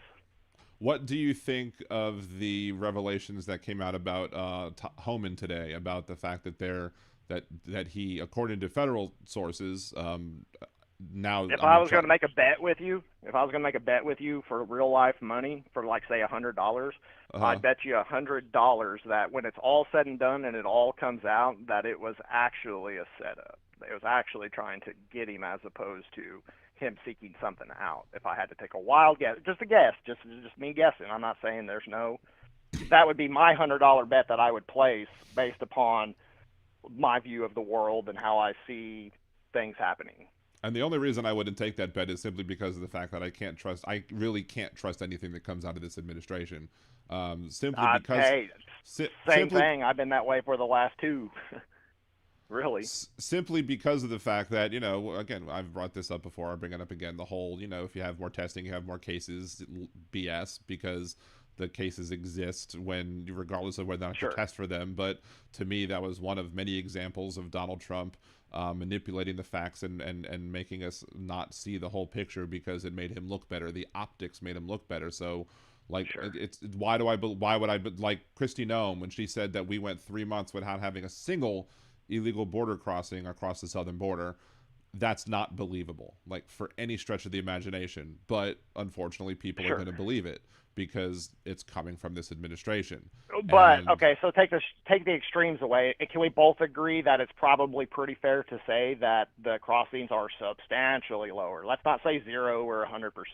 Can we agree it's substantially lower than it was a year ago? I see no reason to believe that. Here's why. Fair enough. When the Biden administration announced that they seized a certain amount of fentanyl that had crossed the border, the Republicans were like, "Oh my God, why is he letting this fentanyl across the border?" I'm like, "Why are you complaining that he actually caught it?" Like, I didn't understand that. But when the amount of fentanyl that they seized was much less than the amount of fentanyl that Biden sees, and they were trying to use that to claim that there was less crossings. But if Donald Trump was wanting to not let us see the real numbers about COVID, why would he let us see the real numbers about border crossings? To me, Donald Trump is more concerned about, and this is true for the first term as well, he was more concerned about deporting people than he was about stopping them from crossing the border. So if you have ICE and Homeland Security or whatever, or Border Patrol, if you have them acting in Norfolk, Virginia, in the San Francisco airport, targeting people in Lakeview, New Orleans, Louisiana, going after all these other places that are not on the southern border, that means these people, and you haven't increased the numbers yet. They've tried to hire more people, but you haven't increased the number of people who are working for ICE and Border Patrol. Why would I then believe that you have the adequate staff to be able to catch the people that would have been caught crossing the border previously? Like, I don't know how many people are working at the border, but I think it's substantially less than what it was because they're too busy focusing their area. They're too busy focusing their time on the getting people to deport, even if it's people who shouldn't be deported. Sure. So what I would say is it's your right not to believe, and I would never hold that against you. I probably only believe out of the administration that I voted for, I would say 50% I believe. I view everything with a very healthy skepticism, and I believe that we should all do that. I believe whenever we don't fact check even our own folks, that that can kind of lead to some issues. The immigration thing, I don't agree with a lot of it. I do agree with some of it. But at the same time, I didn't agree with a lot of what Biden did. I agreed with some of it. But Biden was so excessive one direction with the, and I get people want to come to the greatest country in the world, all these things, but he was excessive on the allowing, lax of the rules, and because he wanted to have funding that would enabled us to, have more, judges on the border, so we could have more hearings. To fast track all of the people that came in illegally in front of the people that's been waiting for 5 years. Well, would it fast track them all? That's the way it's supposed to be done. But would it fast track it, or would it? Isn't that what everybody asked for? Well, they were wanting the hearings fast tracked. That doesn't necessarily mean that people. All the people who are here, for asylum hearings or whatever, they wanted. What about the people that's been doing it right for 5 years? Where was their immediate hurry up and let's get them first, and then get the people that are here illegally? See, they didn't even approach it. They didn't even approach it from a position of fairness. They didn't even talk about the people that's been waiting fairly. They factored both sides, zeroed in on the fucking people that were coming illegally. What about it's not illegal. It's not illegal to come to this country and declare asylum. That's the thing. What's the process for declaring asylum? It used to possible, be 1 foot on U.S. soil. How many asylums?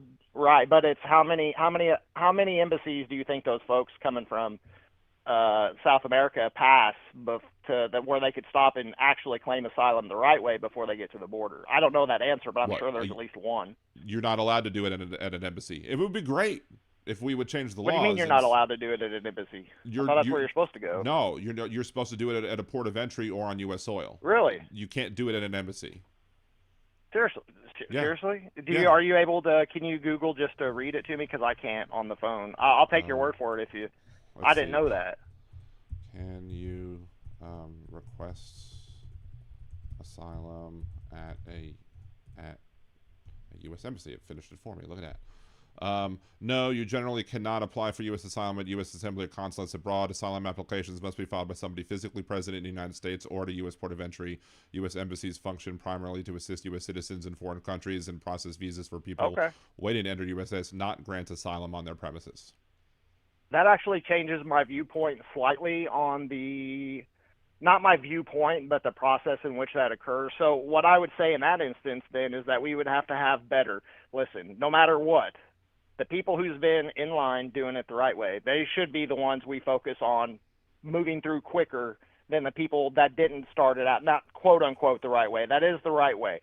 But also if you have a major flood of people coming in, what percentage of the people that came in and claimed asylum after they went through the court process during Biden's administration, what percentage of those people do you think got denied their asylum claim? We could search that too. What percentage? I'd say it's probably 70% if I had to guess got denied. People requesting asylum during Biden administration were denied. Actually, Tim Farrell, most of the MAGA people I know are exactly like me, and we shun away the crazy MAGA fuckers like I was telling you about on Facebook today where I deleted my post. Most of the regular MAGA people, not the online MAGA people, not the fucking, just the regular everyday people that went out and pulled the lever, most of them in my life are just like me. And actually the most intolerant people in my life, and the only reason I've won them over were the more liberal folks, and it's because they got to know me as an individual without mixing politics in. Okay, initial decline. When Biden first took office, the asylum denial rate in 2020 had been 71%. That's during the Trump administration. In 2021, it dropped to 63% in 2021. Then in approval rates climbed. Approval rates reached a peak of 50% in September 2023. At that point, the denial rate was just under 47%. Denial rate began to climb steadily in 2023 and throughout 2024. By October 2024, the approval rate was down to 35.8%, meaning the denial rate was over 64%. By April 2025, now denials surged to 80%. So what I would say then, just by statistically speaking to those numbers, we have an exorbitant amount of people that are coming over that don't actually qualify. We need to screen it a little bit better at the port of entry. My thought before was and you changed my mind on that. Thank you for that, for the new information. My thought before was always, why didn't you go to the fucking embassy? I can see there being, but then there needs to be something set up at the port of entry on the opposite side. There's got to be fairness involved with it. Can you not admit that if through all those years we were turning 50% away from them, that we had a very large number of people coming that although they felt like they were, you know, qualified and they just wanted a better life, and I can't fault them for that. But those percentages don't lie, man. You know what I'm saying? So what I'm saying is that we got overloaded with people we need a better vetting system from the get at a port of entry that cuts the bullshit out so that the regular people who's been waiting in line don't get affected by it as well. Well, I mean, how do you think that you know what I mean? That's the my people opinion. who are waiting in line, just because, are you saying waiting in line to get like citizenship or waiting in line to get entry? Because I don't believe that just because I don't think somebody who's granted asylum are skipping the line to get citizenship. How long I does can't an stand on business with asylum that, but I think you're wrong. seeker take to become a citizen in U.S.? Asylum seekers can become U.S. citizens after a minimum of 9 years, which includes at least 1 year of being granted asylum, 1 year of waiting for a green card, 4 years as a lawful permanent resident before applying for naturalization. How long does it take a green card holder to become a citizen? A green card holder can apply for U.S. citizenship after 3 or 5 years of permanent residency, depending on whether or not they married a U.S. citizen or not. According to the letter of the law, now ask, are regular people looking for regular citizenship, have they been held up due to the abundance of people coming unjustifiably at least half the time, if not higher? Are those people that are unjustifiably coming, is that messing up the rate for regular admission the way that it's, you know, the way that it's done under non-extreme situations, like not a, you know, something going on? Hold on. Search that for a second.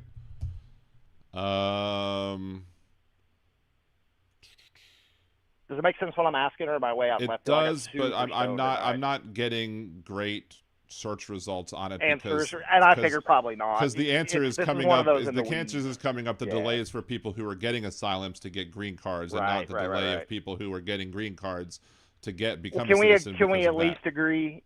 If the immigration system is fucking gummed up, can we at least then agree that it's more than likely that people are waiting longer because the overburdening of asylum seekers over the last few years, that inherently because the court system would be is plugged up, and that's one of the things that everybody wants to hire more. Can we agree that that's probably slowing down the process for the regular folks as well? I would say no, because of the wording that you said, simply because you said it's the system of the court system, the court system that deals with the asylum seekers has nothing to do with the process. Oh, those are separate? Yeah, that's separate. Oh, really? Yeah, so the people who are going into the asylum courts, the people who are just coming here during the normal naturalization process are not having to go to those courts. They're going through the other methods. So okay. That's all right. Well, shit. I mean, you're definitely, you haven't changed my mind, but you're taking away some of my defensive barriers that I have around my argument, or not necessarily really even my argument, just my view. Honestly, I'm actually way more liberal in most of my views than I am conservative, to be quite frank. But yeah, people are going to be pulling their hair out because they're going to be like, then why did you vote for Trump? You know, it all starts back with fucking Bernie. They fucked Bernie. And honestly, that kind of, you know, and honestly, the way I see Trump, the most truest way that I see Trump's not even really a person to me. He's really just a mirror. And all that he is showing is the reflection of the rot of our U.S. government system. And a lot of people like myself, although we do kind of align with certain values on that side, for a lot of us, it was a hand grenade to the people that's been fucking over the people, both left and right, government for a lot of years. So how is Bernie screwed? I want to get to that. How is Bernie screwed? Sure. Well, he actually could have won, even though his polling didn't look good out of. See, the thing is they weren't polling everybody in it, necessarily. They didn't think it would be possible for people that weren't in the party to come over. The Bernie Bros probably got Trump his victory. Well, the first one, yeah. I mean, there was a poll that was done specifically, and it was larger than most polls are done. Like usually when they do like nationwide polls or even statewide polls, they only poll like 1,000 or 1,500 people at most.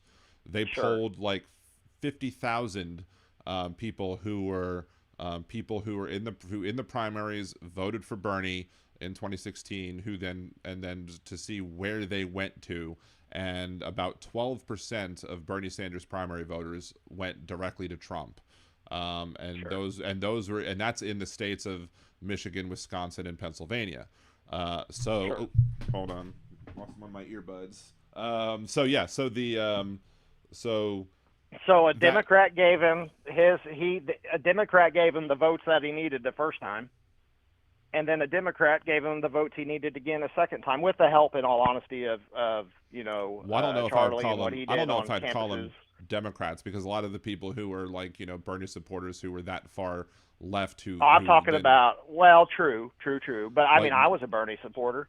Well, there are a lot of leftists. So, there are a lot of people who are leftists who would be like, I'm not a Democrat. I'm not even a liberal. I'm a leftist, and there's a difference because even though no, see, I'm like working class Democrat. I was, or what I would call the like old school, what we think Democrats were. The center. I guess they're the center now or whatever. I was one of those Democrats until 2016. Well, I know. I would always say that I never understood the mindset of a working class individual who thought that a self-proclaimed billionaire or somebody who was part of the ownership class would be in any way good for the working class and didn't care about the working class, whatever. He was, to me, Trump was no more than a faux populist. Yeah, but like I said, that's kind of getting away from the question, though.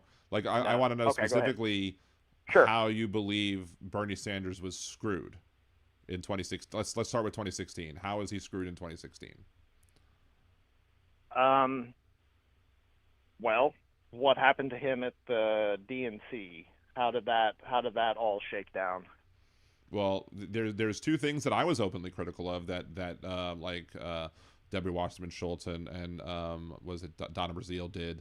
One of them sharing, I guess, questions with Hillary Clinton for the debate or whatever. That was one thing that they did. And the other thing that I disagreed with what the Democratic Party did was when Bernie Sanders reported that because of a software bug or because of a setting snafu, that they were given access that they shouldn't have had to all of the voter lists, instead of just their own personal ones because of how the things were supposed to be segregated between the parties. And I thought it was ridiculous that the Democratic Party did, punish Bernie Sanders for doing the right thing, for doing that. But my issue is that between those two things, and I had so much grief from Bernie supporters during the 2016 primaries, because back during the 2016 primary, I was not a registered Democrat. I was a no-party voter, and the reason being is that earlier on, a few years back, I think a few years prior, it might have been 2014, former governor of Louisiana, Edwin Edwards, who was he was a convicted felon, and he then decided that he was going to run for Congress one more time, and I think he was running in the 6th district, and I basically called into that conservative talk show that I listen to all the time, and I said, look, if the Louisiana Democratic Party endorses unrepentant convicted felon Edwin Edwards for Congress, I will change my party affiliation to no party. It's not going to change my political beliefs at all, but I'm going to not want to identify, at least for the time being, as a Democrat, because to me that'll be the Louisiana Democrats jumping the shark. And because I thought it was the safest statement I could have ever possibly made. Who would have thunk that in 2016 or 2014 or whatever, that the Louisiana Democratic Party would endorse an unrepentant convicted felon for Congress, especially with other Democrats in the race. Yet they did it. And so I went ahead and registered no party because I was pissed off and I know several other people who did it as well, because they were also really pissed off over the idea of that. So I couldn't vote in the Louisiana Democratic primary in 2016 between Bernie or Hillary at that point, because it was only two. And who would you have voted for? I don't know. I literally had no preference, because at the time my concern was beating Donald Trump, because I didn't want Donald Trump to be able to. You know who would have beat Donald Trump? Bernie fucking Sanders, man. That's not necessarily true. The reason, I know. Why do I say it's true? There's data that came out in May There was polling data that came out in May that showed Bernie Sanders having a nationwide polling advantage over Hillary Clinton. But just because he had but it didn't go state by state. And just because he had a nationwide polling advantage over Hillary Clinton as it pertained to Donald Trump, like he was getting a higher percentage of the vote. Hillary Clinton was still slated to beat on a nationwide level Donald Trump, but Bernie Sanders was slated to get more of the national vote than Donald Trump. But we don't pick people for president based on the national vote. That could have been more people, voting for him out of California. That could have been more people voting for him in safe blue states that would have come out more for them. It doesn't necessarily Pennsylvania, possibly Michigan. It could also be the opposite. But it doesn't prove that those states would have been flipped had Bernie been the candidate. The biggest problem that Bernie Sanders had, and this is his self-inflicted error, like an unforced error, as they say in tennis, is somebody wrote the book on how to defeat Hillary Clinton in the Democratic primary. Because if you remember back in 2008, Hillary Clinton was the presumptive nominee. Everyone was like, oh, Hillary Clinton's going to be the nominee. She's going to be the one who runs for the Democratic Party. And then lo and behold, here comes Barack Obama. And Barack Obama comes out and he wrote the playbook on how to defeat Hillary Clinton in a primary, which is go down to the southern states, get those votes out. Just go and just get large percentages in the southern states. And I was critical of Obama at the time. I didn't understand what was going on.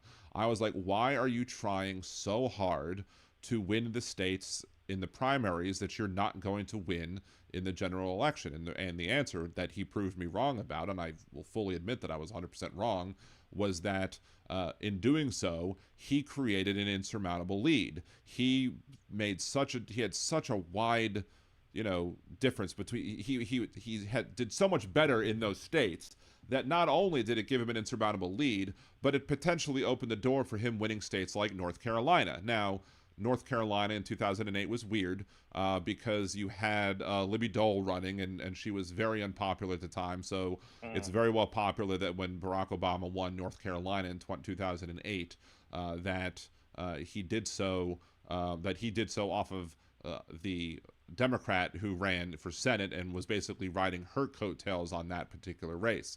I don't know if that's the case or not, but he did open up this, at least one state, and he did win one state that nobody thought he was going to win going into it.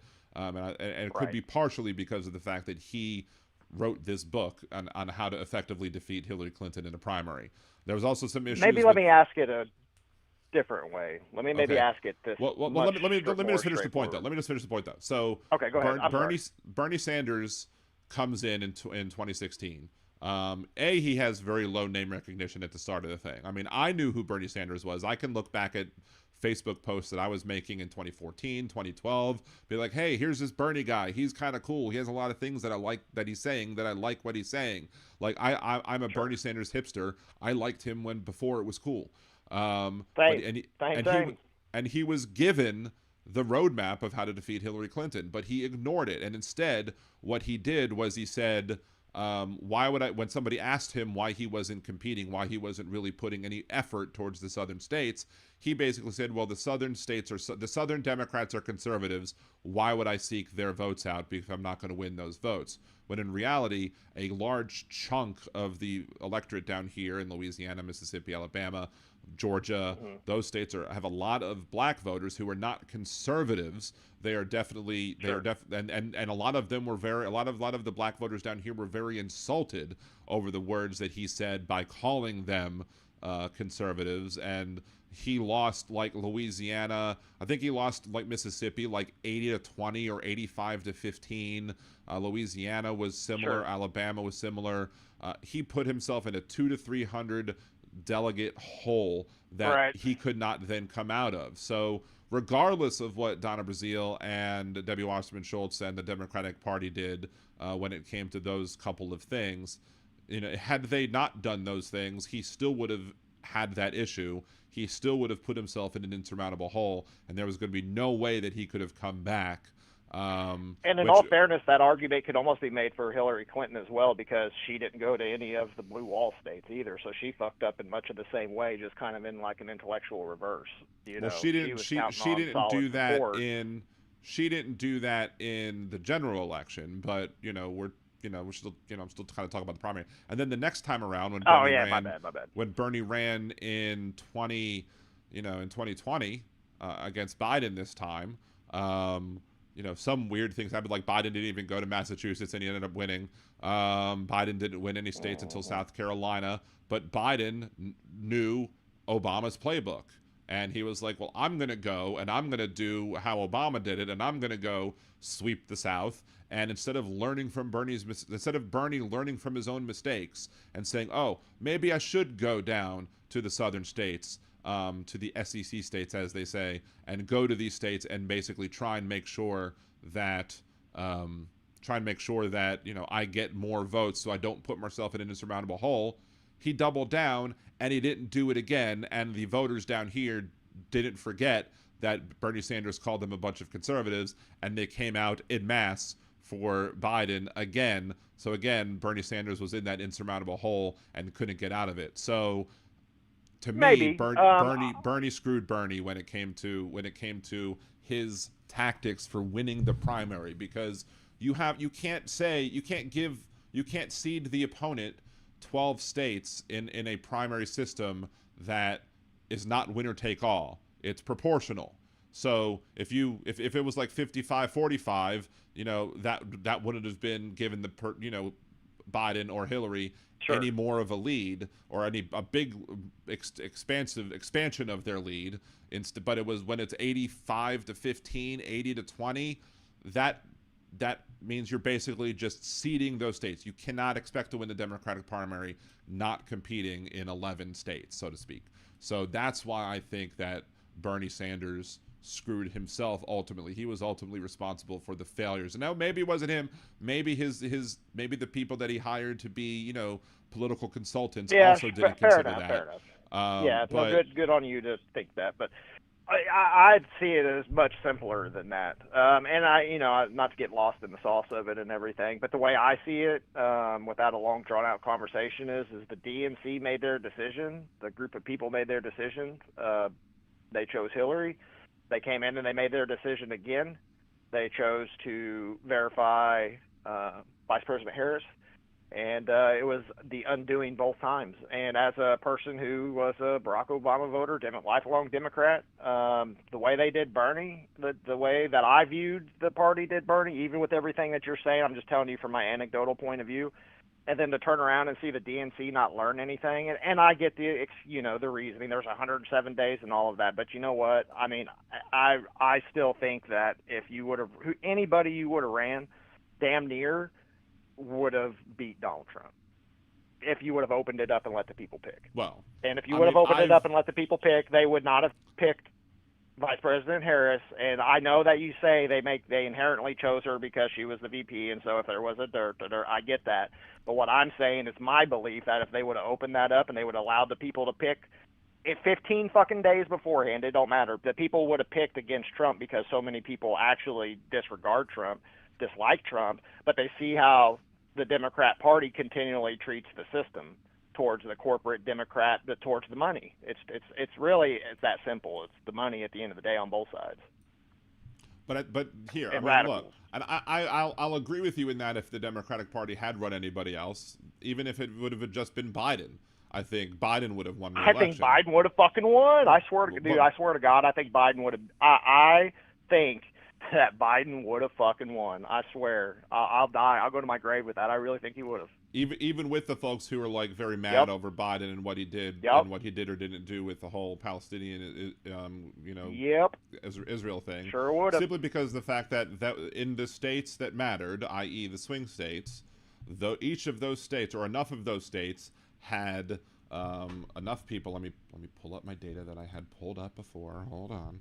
Let me get this to load. There we go. Arizona. Ruben Gallego won Arizona, Democrat. Aliska Slotkin won Michigan, Democrat. Jackie Rosen, Democrat, 1 Nevada. Tammy Baldwin, Democrat, 1 Wisconsin. Josh Stein, North Carolina, 1 Democrat.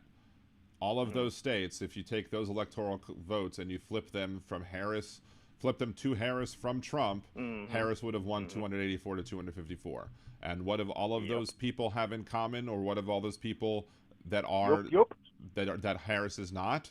They're either men or they're white women. You win. Of course. Okay, I was actually on board with you on. See, that's where. Look, I respect you and everything. I just see the world completely different. As somebody who is accused constantly of being a misogynist. Matter of fact, I've been called misogynist probably 3 or 4 times just in at this chat. It could be further from the truth. I lay my life down for the girls in my life. I wouldn't take a second thought about it. And the women in my life are treated with the utmost respect. Any woman I meet in the world is treated with the utmost respect that a woman is due and deserved. Women are more intelligent, emotionally smarter. They're basically better than men in all things except when it comes to physicality. In my opinion, that's one of the few things that men dominate on. Everything else, it's big W's for the women. So to have such a narrow, for these folks in chat, with such a narrow view on what you assume the other side is, maybe you build the hate up in your mind because you can't fathom a world where somebody can hold views that you find to be opposing. The gray area of things. It's not. And the further that you guys silo up and you want to say misogynism, racism, and all these crazy things, that is true. There is just as many self-identified white nationalists in the United States as there are self-identified transgender folks. The numbers, actually, there's more transgender folks than there are identified white supremacists. Yet the left amplifies white supremacy like it's some big, huge piece of the population, and that all people that voted MAGA they are those people.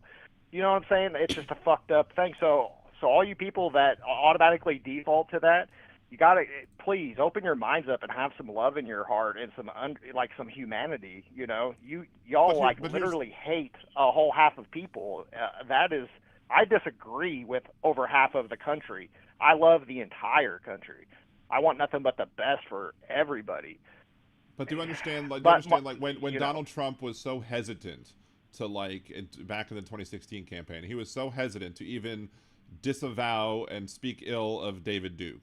Donald Trump was so hesitant to he surrounded himself with people who might not be self-described white supremacists, but he's surrounding himself with people who are upholding policies and rules or whatever that do help to support and maintain white supremacy. And then there's a difference because I may benefit from white supremacy even though I'm not a white supremacist. So I want to try and dismantle white supremacy because I don't believe it's a fair thing to have. But I believe that's what all people want. No, except for the very small percentage of 1% of the population or less that identifies as white nationalists or whatever. I mean, that's what I'm saying. We paint with broad brushes. It's not. It's a Google search, man. It's 1.8. I literally have Google search right up here. Yeah, I think it's 1.8 for the trans community, for instance. I think it's 1.8 per 100. And for a white nationalist, it's 1.2 per 100 or something. Okay, you know what I mean? The numbers are on both sides are very insignificant. But I mean, one is one is born. One is how one is born, and one's a matter of how one either is raised or how one counters their raising. But one's a choice, one's not. But I think both are a choice, and both aren't a choice. I think some people are born in the wrong body. I think some people decide because they want to, for whatever reason. I think they make the decision. I think some people are born with hate in their heart, and so they naturally are, because they're white supremacists. And I believe that some people choose. I don't believe it's cut and white that you are just that way. There's got to be openness. You can't make the statement that every single trans person was born trans. That's impossible. But can you understand? For example, with me, I look at Donald Trump. I see him going to a conference on anti-Semitism and saying to an entire group of Jewish people at that conference, that if he loses the 2024 election, that it would be the fault of the Jews.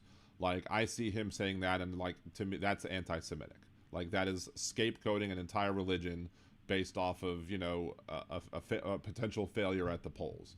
Like, I look at what he did with his supposed, his executive order that was supposedly meant to combat anti-Semitism, and him using numbers that are used by white supremacists, that are literally used by Nazis, the 14/88. He numbered it 14188. He used numbers. What does he say about the hate on campuses when it comes to the Jewish people?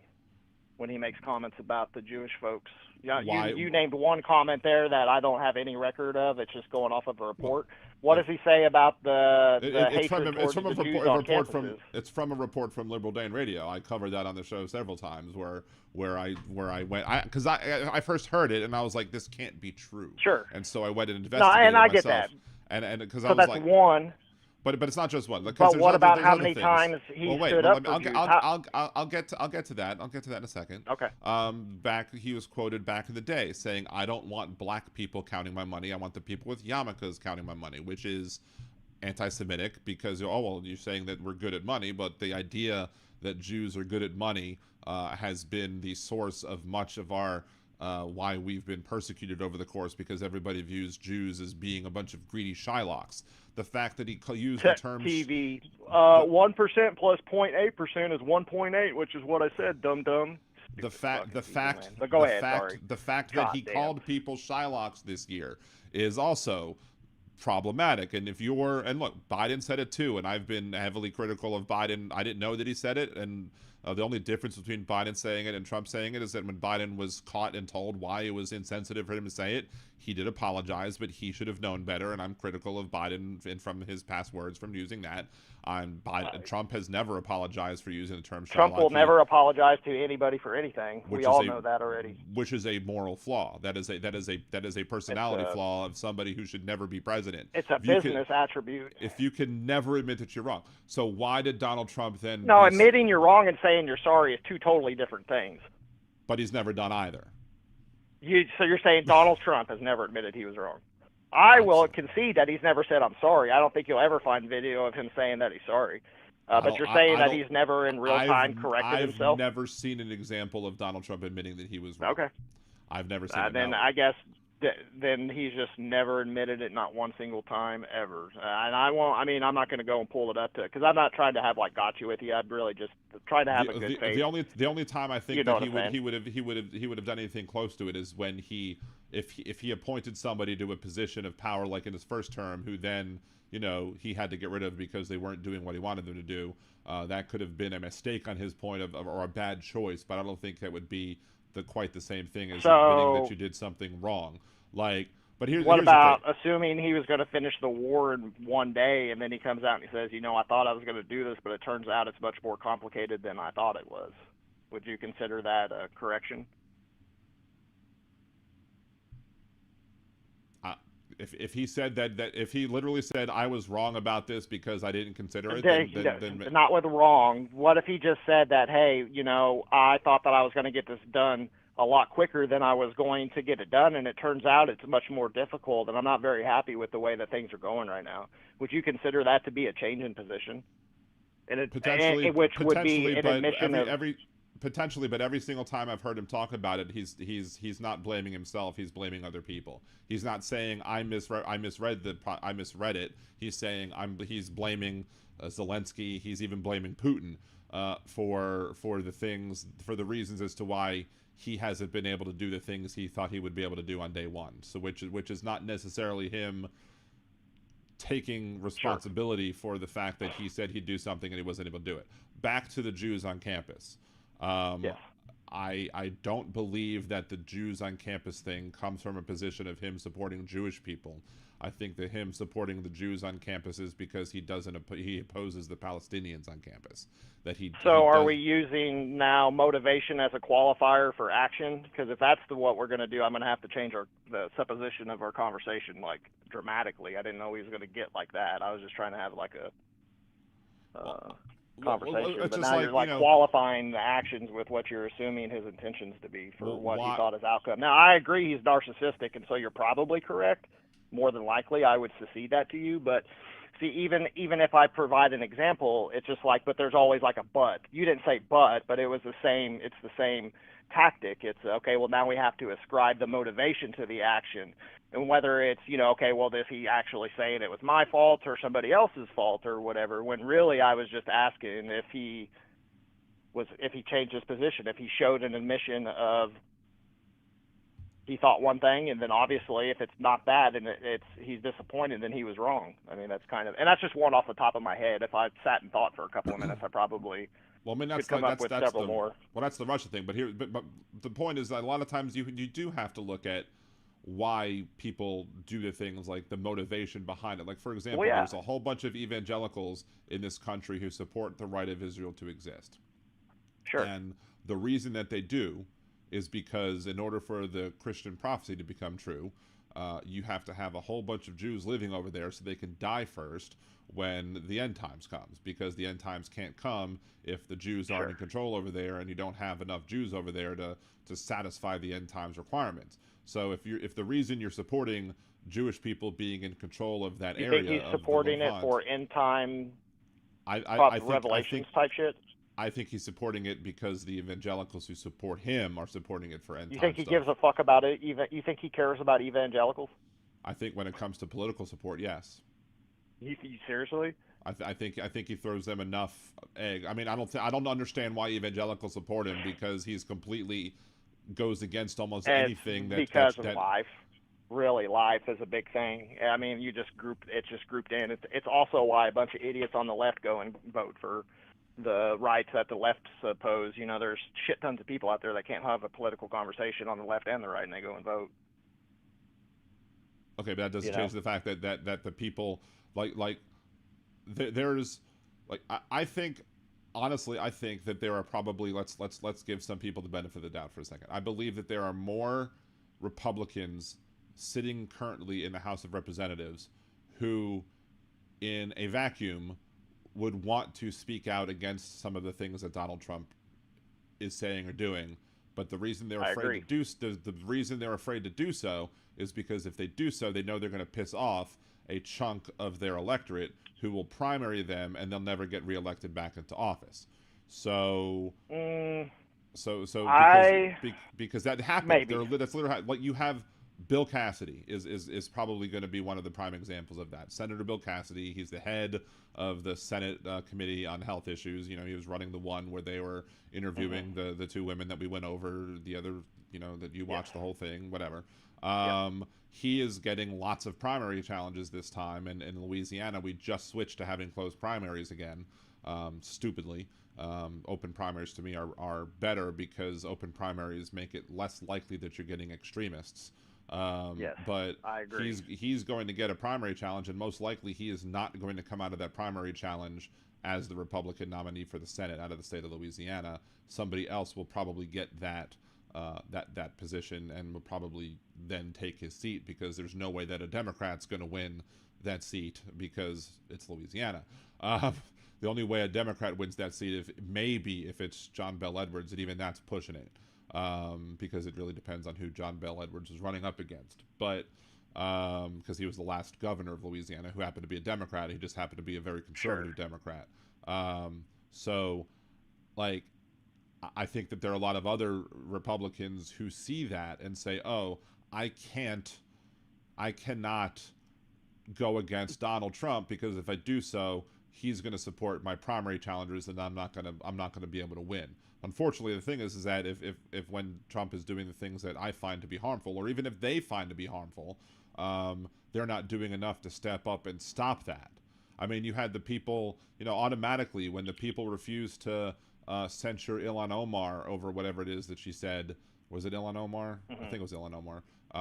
Because they were like, when. Like here recently, or are you talking like recently. 3 months ago? Recently. That was Omar. Omar. They, you know, several Republicans were like, "Look, I'm doing this out of principle," and immediately you start seeing conservatives like, "Well, now we have to primary challenge these people because these people are rhinos, because they dare not do the thing that the rest of the party wants them to do." Meanwhile, I guarantee you, there are probably more. There are probably more Republicans. That's fucking dumb.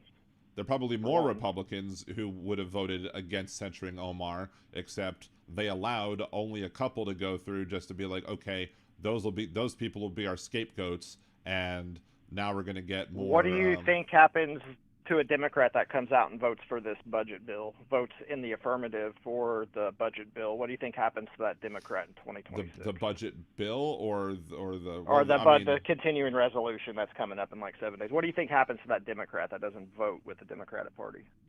Honestly, nothing happens to the Democrats because the Democrats cave, and then the reason we all. No, I mean, you have two people. You have literally two people that stood on their principles in the House of Representatives, and their votes didn't matter. They didn't need the yes votes. But two Democrats vote yes with 116 Republicans, the only two Democrats that voted yes.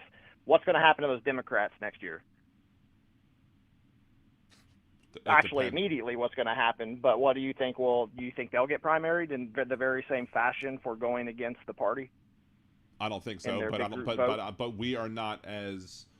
I don't believe that the point that we are as tribalistic. No, y'all stick together better than we do, because you know what? I can tell you why. How? Because when everybody was being silenced on the conservative side, and we can't pretend like it didn't exist, people got fired over COVID. They got fired over all kinds of shit. The government stepped in, fired, and silenced people. Okay, not a fucking Democrat one said anything. At least conservatives are standing up for their principles and bucking the trend right now. So in my view, it's actually I see the Republicans that are dissenting with each other as way more healthy than everybody being against, except Fetterman, everybody orange man bad. And he's even orange man bad, but he's at least smart enough to represent his constituency. If we stood together better than the Republicans, we would have beaten Donald Trump. We would have come together and circled the wagons around Vice President No, that's Harris. why you lost, because you stood together and everybody capitulated to fucking Vice President Harris. That's why you lost, because you stood together in that instance. Wait. And that's why a lot of support. Well, go ahead. Every voter was on board with the idea that because we voted for the Biden-Harris ticket and argued for it, even though most of those people didn't actually want Harris, they wanted an open primary, but they shut the fuck up because they didn't want to buck the party. Both parties do it, dude. I mean, it is what it is. Some are more egregious than others, but the problem isn't the right and it's not the left. The problem is the fucking lunatics. It's the extremists, and we are grouping from the left are telling everybody's an alt-right Nazi fascist, and then from the perspective of the right, everybody's a communist, socialist, whatever. And both sides are just as guilty at pointing fingers and blaming the whole party for extremists. And we all continue to perpetuate it. Everybody in chat, everybody in their shows, like, it just keeps getting fucking perpetuated. Because nobody wants to be seen as a person that says, hey, you know what, maybe, and I'll give you credit because you did through the years, but I doubt you'll give Trump any credit, maybe you will, credit for some things this term. But you're a unicorn, dude.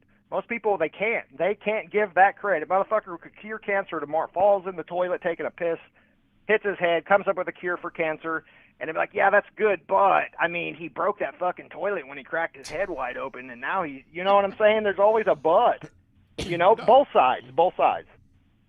And I'm like, Jesus, I'm so sick of it. I want everybody to be like neighbors again and get the fuck off there. Go see your people next door, not the people halfway around the world that you think's your best friend that's going to be there for you when shit goes down. That's not the way that it is.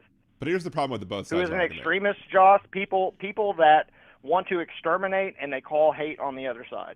So the people that want to demonize people for whatever lifestyle they choose in the comfort of their own home, and they want to be bigots and hateful about that, that's extreme.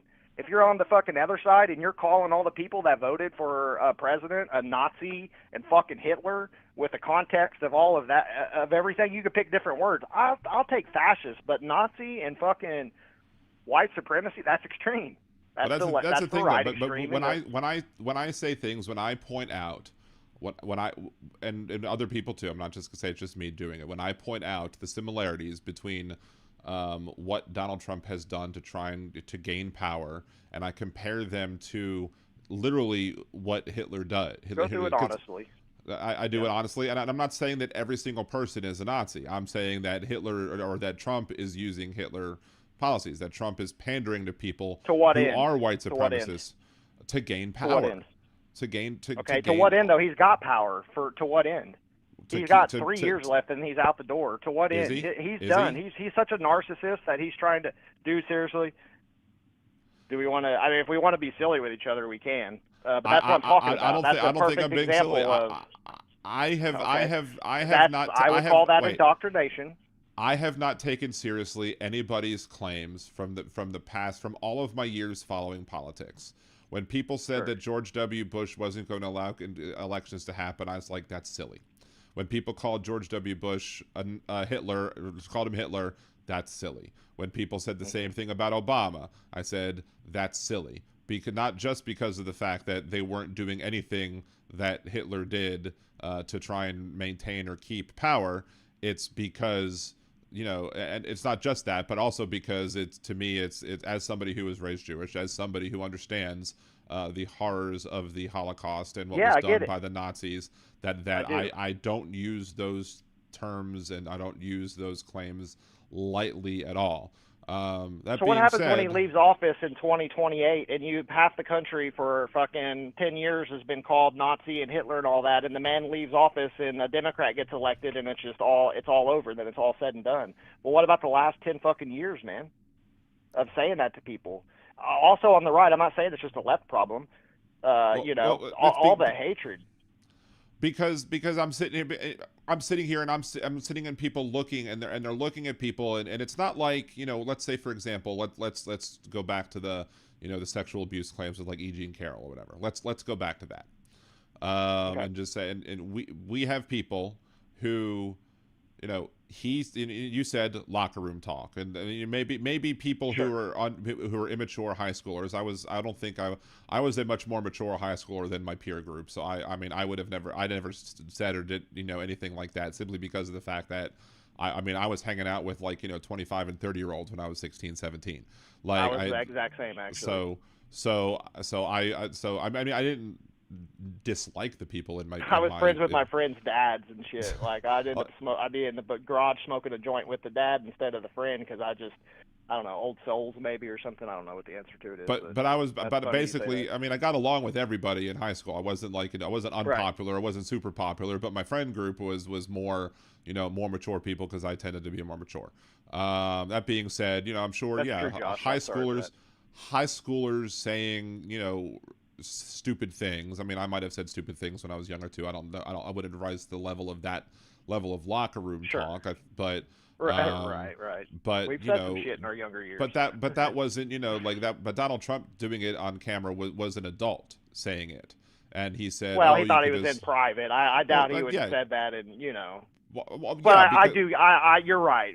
To not hash that. Let's go to the E.G. and Carroll thing, though. But I tend to not say things in private that that I wouldn't want to have people heard in public either. I do make some terrible jokes.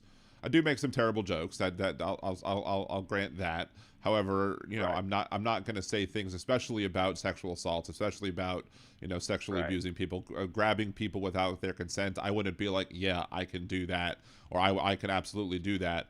But then you go to the E.G. and Carroll case, and he was under deposition, and he was given the absolute perfect opportunity to be able to say, oh, you know what, I was just kidding. That was just locker room talk. That was not something that I believe seriously.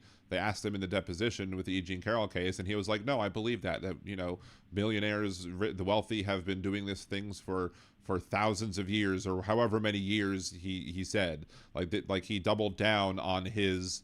is that in and of itself an untrue statement? What he said? There are wealthy, powerful people who do justify their actions I because agree, of the it's wrong. Power. Let me premise it with it's wrong. But he's saying, let me say that. But he wasn't saying he didn't say but it's not something that I do. I was just joking about my doing it when I was on that Access Hollywood interview or whatever. It was not the real me, and he basically just said rich people can do it, and just left it at that. Sure. And it was and he had the opportunity to basically put a pin in it, and he didn't put the pin in it. Just like he had when he was sitting there and people and here's one of the things is why it wasn't just Donald Trump doing this, but it was all the people who were trying to say things like, oh, E. Jean Carroll is too ugly for Donald Trump to consider groping. Why would Donald Trump grope her? She's so ugly, because they were looking at, right. It's stupid because many times when it comes to sexual assault, I'm not gonna say every time, but many times when it comes to sexual assault, sexual abuse, it's not about attractiveness, it's about power. It's about exerting your power over somebody else. Now, I'm not one of these types that say it's only like that. I'm sure there are people. I don't know anything. I'm sure there are people who are in college who ignore consent because they just want to get their rocks off, and they do horrible things to other people because they just want to get their rocks off and don't give a crap about crime of passion. Anyway, first of all, thank you very much, 5 Eggs, for gifting 10 liberal Dan memberships in chat, and it's going to a bunch of people who I know already, so that's good. Look at that. That's awesome. And so thank you, 5 Eggs, for doing that. But you know, then it came out like when he was even saying she's not attractive. I wouldn't do that because she's not attractive, and she was. But it wasn't just him doing that. It was other people trying to justify it as well and trying to say, oh, he couldn't have possibly done it because of such and such. But then when it came down to, you know, they showed him the picture of E. Jean Carroll when she was younger. Yeah, and he was like, oh, that's Marla. That's my second wife. Now, you're not going to tell me that he believed Marla Maples. Beauty. Right. Marla Maples was an attractive woman, so clearly he was attracted to that woman. So and then you still had people trying to make she was ugly, so he wouldn't do it. I'm like, you know, and so the people, I guess, rolling back to the point I was trying to make, we're going to cut this short soon because I'm getting tired.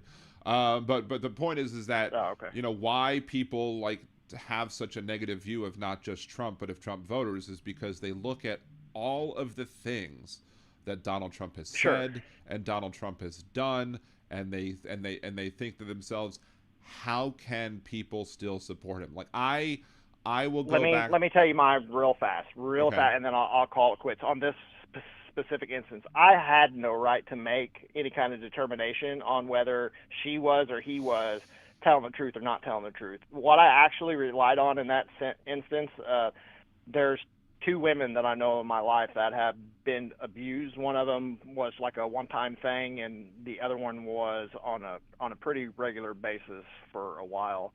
And I'm really good friends with them and known them for a long time. And they're one leans one way, one leans another. One's very liberal and one's more conservative. They both told me the same thing. They both told me whenever they watched everything and they watched E. Jean Carroll and all of that, they both said that they believed by watching that woman as abusers themselves that they didn't believe her. I don't know who to believe. I wasn't there, and I think there are things that go both ways, like, the timing, and I know victims come out long. There's arguments that can be made on both sides. I default to believing the woman. In most instances, and it does matter. The story does matter. At first, when I first hear things like that, I always assume that the lady's telling the truth. The things can change as evidence comes out and stuff like that. But in that instance, for me to get past that hump, I relied on 2 sexual assault victims in my life and their opinion of what they observed during that trial. How many people have to then come forward and because there's not just E. Jean Carroll that has come forward and said, Donald Trump did these horrible things to me, Donald Trump violated me, whatever. Other people have done it as well. There comes a point where the sheer number of people coming forward has to make you be like, whatever. And even if you want to say and believe your what 2 is there friends, like 3? Is there 3 people that's come forward in total? Maybe.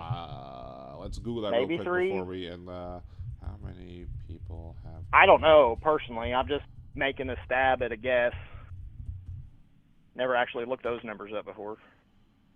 I'm assuming it's low because since the 1970s, at least 28 women have accused Donald Trump of sexual misconduct. Even his own ex-wife. Oh wow! Said that's a pretty big number. Even his own ex-wife said that. His first wife, Ivana Trump, said that he did. That he violated her consent. Like I don't remember exact words exactly what she did. I do remember that she did say that he did abuse her or molest her or rape her or whatever, violated and did things that she did not want him to do. Of course, for a long time in this country, you could do that to your wife and it wasn't considered assault because you were basically, until the 70s, women were pretty much still property of their husbands because they couldn't even get bank accounts or credit cards. Anyway, so, but well, thanks for having me up, man. I appreciate it. Have a great evening. Thanks, brother. It was good talking to you. All right, have a good one, and we'll talk again later. I do want to open it back up for Big Hook one more time. So, all right, bye-bye. All right. So Big Hook, if you don't want to call in, we can you can call in for a smidge. We'll get you in here. I do want to make sure to have one more call in. So look, I think it was a reasonable conversation with Chad. I mean, obviously we disagree, and I do think, you know, one of the points that I would have made is simply just the fact that, you know, there's so much stuff, there's so much negatives about Donald Trump. There's so many things, his connection to Epstein, his you know, his constant lying about, like, oh, that's not my signature. That's not my signature. Of course it's his signature. Like, and then the people lying for him. Like, how many times do you have to be Lucy, or do you have to be Charlie Brown with Lucy holding the football until you say, you know what, this has become too much. This has become this is too much for us to be able to support. I have to stop supporting this guy because he has taken it way too far. And that's the thing that people don't understand. And that's why people have an issue with, you know, the people who continue to support. Like, I mean, if you supported Vice President Harris, it's not because you believe that she's going to do all these horrible things that, you know, you want her to do. But there are a lot of people who are like, we voted for Donald Trump to do this when you know, for example, they were, you know, when they grabbed and detained the Iranian woman in Louisiana. People were like, this is what we voted for. I'm like, really? You voted for, you voted for people to be seized who were here legally, who were basically told that they could come here? No, that to me, that's why people look at Trump supporters with such disdain, is because they're actively supporting what is continuing to happen in this country, and nobody is showing a willingness to say, you know what, we've had enough. This is enough. We're tired of this. This needs to stop. And there was so much there was enough bad in the first term where we don't understand why people would ever the second term. Somebody else is calling in. Unfortunately, Big Hook is in, so I'm sorry for whoever the other person is calling in, but I can't take two phone calls at the same time. So anyway, Big Hook, go ahead. Thank you for waiting. Thank you for calling in. How are you today? And yes, Krista. As well. Can you hear me okay? Yeah, I can hear you. I'm just had to decline the phone call because I can't take two at a time. So. Okay, no problem. The problem I look at it is, like, Chad constantly says, oh, but you can't label us all this way. And the problem with that is that it's like Rachel Maddow says, don't believe what Trump says, believe what Trump does. And this is the problem, because conservatives always do the wrong thing. You know, they defund Medicare, they defund Social Security, they just do awful things when presented with a solution that is workable, like the Langford bill with the immigration. You know, they refuse to do anything. And then they say, oh, well, you guys won't negotiate with us. And it's like, what do you think we keep doing? And you refuse every option given to you that makes sense and could solve the problem. But the problem is that you use the problem to get reelected, because that's the only thing that you can do, is complain about an issue that you already create, and then claim that you will solve it, just like Donald Trump, you know.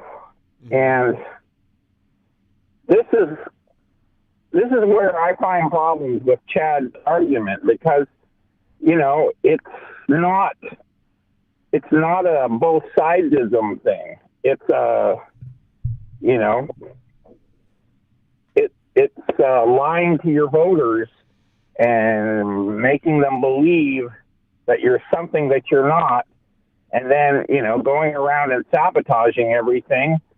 And then, you know, I mean, someone said before that the only way that Republicans learn is if the pain finally gets to the point where they can no longer stand by with their lies and convince themselves that the truth isn't the truth. I mean, just like Rudy said, oh, well, the truth isn't the truth. And, you know, I'm like, bullshit. You know, like, same thing, like with Kimmel. Bob Iger needs to come out and publicly apologize to Kimmel and say, and you know, the only reason that he bowed was because Disney took a $4 billion loss, you know, and that's the only reason that Kimmel is coming back tomorrow, you know. And then the question is what will Kimmel be allowed to say? You know, that's the other question. That is the interesting point. You know, that we will have to see what Kimmel says. If Kimmel, I'm not going to be happy if Kimmel is forced to apologize for the nothing burger that he did. I will not be happy about that. Well, exactly. And this is the other thing. You know, as I mentioned in the comments, Trump's pardons have cost $2 billion in restitution to victims of other Republicans who have fucked over the public as well as the government and the taxation system. You know, he excused that Silk Road guy there. He pardoned him, and he owed over $150 million, you know, and what did he do? Oh, he was guilty of selling guns and hitmen on contract, as well as, you know, all the drugs and whatnot with the guns, you know. So, but he deserves a second chance. Right. You know, he made his bed. He knew exactly what he was doing. He knew the risks. And you're going to pardon him? You know, like, as you said, you know, the thing with Republicans is hypocrisy is a prerequisite, because this is the way they live their life. It's all a lie, you know, and they go by the belief that, oh, if I try hard enough, I can live the lie. And it's like, no, you can't, because eventually your credit card bills catch up with you, and you are forced to declare bankruptcy because you can't pull off the bullshit that you preach and that you think you can live on, you know? I mean, that's what it basically boils down to. I mean, the Democrats, when they're in power, they have created like over 90% of the jobs that have been created in the U.S. And when the Republicans get in, we immediately go into a recession, and job losses are on a scale never seen before. I mean, look at that fuck up in Georgia with the Hyundai plant. Yep. I mean, doesn't that say everything? You know. I mean, I don't know. I take issue with Chad. Maybe he is a fine fellow, and you know, and I don't, you know, but you at some point in time you got to wipe the shit out of your eyes and see what's there. And that's the thing, you know. If conservatives actually acted better or did things better, then we would have a record of it. But that's the thing. All they can say is, we cut taxes. Did you build anything? No. Did you save anybody's life? No. Did you make anybody's life better? Billionaires and millionaires. Anybody else? No. Who voted you in? Right. And they got no answer. They got no answer. It's always the same line of bullshit, you know? So, I don't know. No offense, Chad, but you're a willing victim, and you bought it, and you're living it. But anyway, I don't know what else to say. I live up here in Canada where we don't accept such bullshit, and we have things for everybody here. You know, the government invests in what's best for Canadians, whether it be health care, whether it be unemployment insurance, whether it be hydroelectric projects and whatnot, so that way we can handle the upcoming challenges in the future, you know. But everything I see down in the States, it's all based on greed. The data centers for AI and whatnot. I don't see any of these positive things coming out of AI. You know, I don't. You know, they're going to triple the electricity needs, and it's going to come at the cost of farmers and other people who feed America and make life livable. And you know that once all the billionaires buy up all the farm properties and everything else, that your cost of living is going to rise exponentially. You know? Well, I think the farmers are screwed well before AI takes over. The farmers are screwed because of the tariffs, so... Yeah, but you know what I'm saying is that the data centers are... Do you see where they're building the data centers? Oh, yeah. They're building it on farmland. Yep. You know, and they're doing it on farmland right next to the most...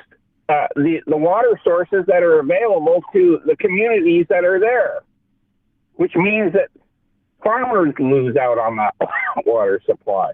The community will now lose out on that water supply.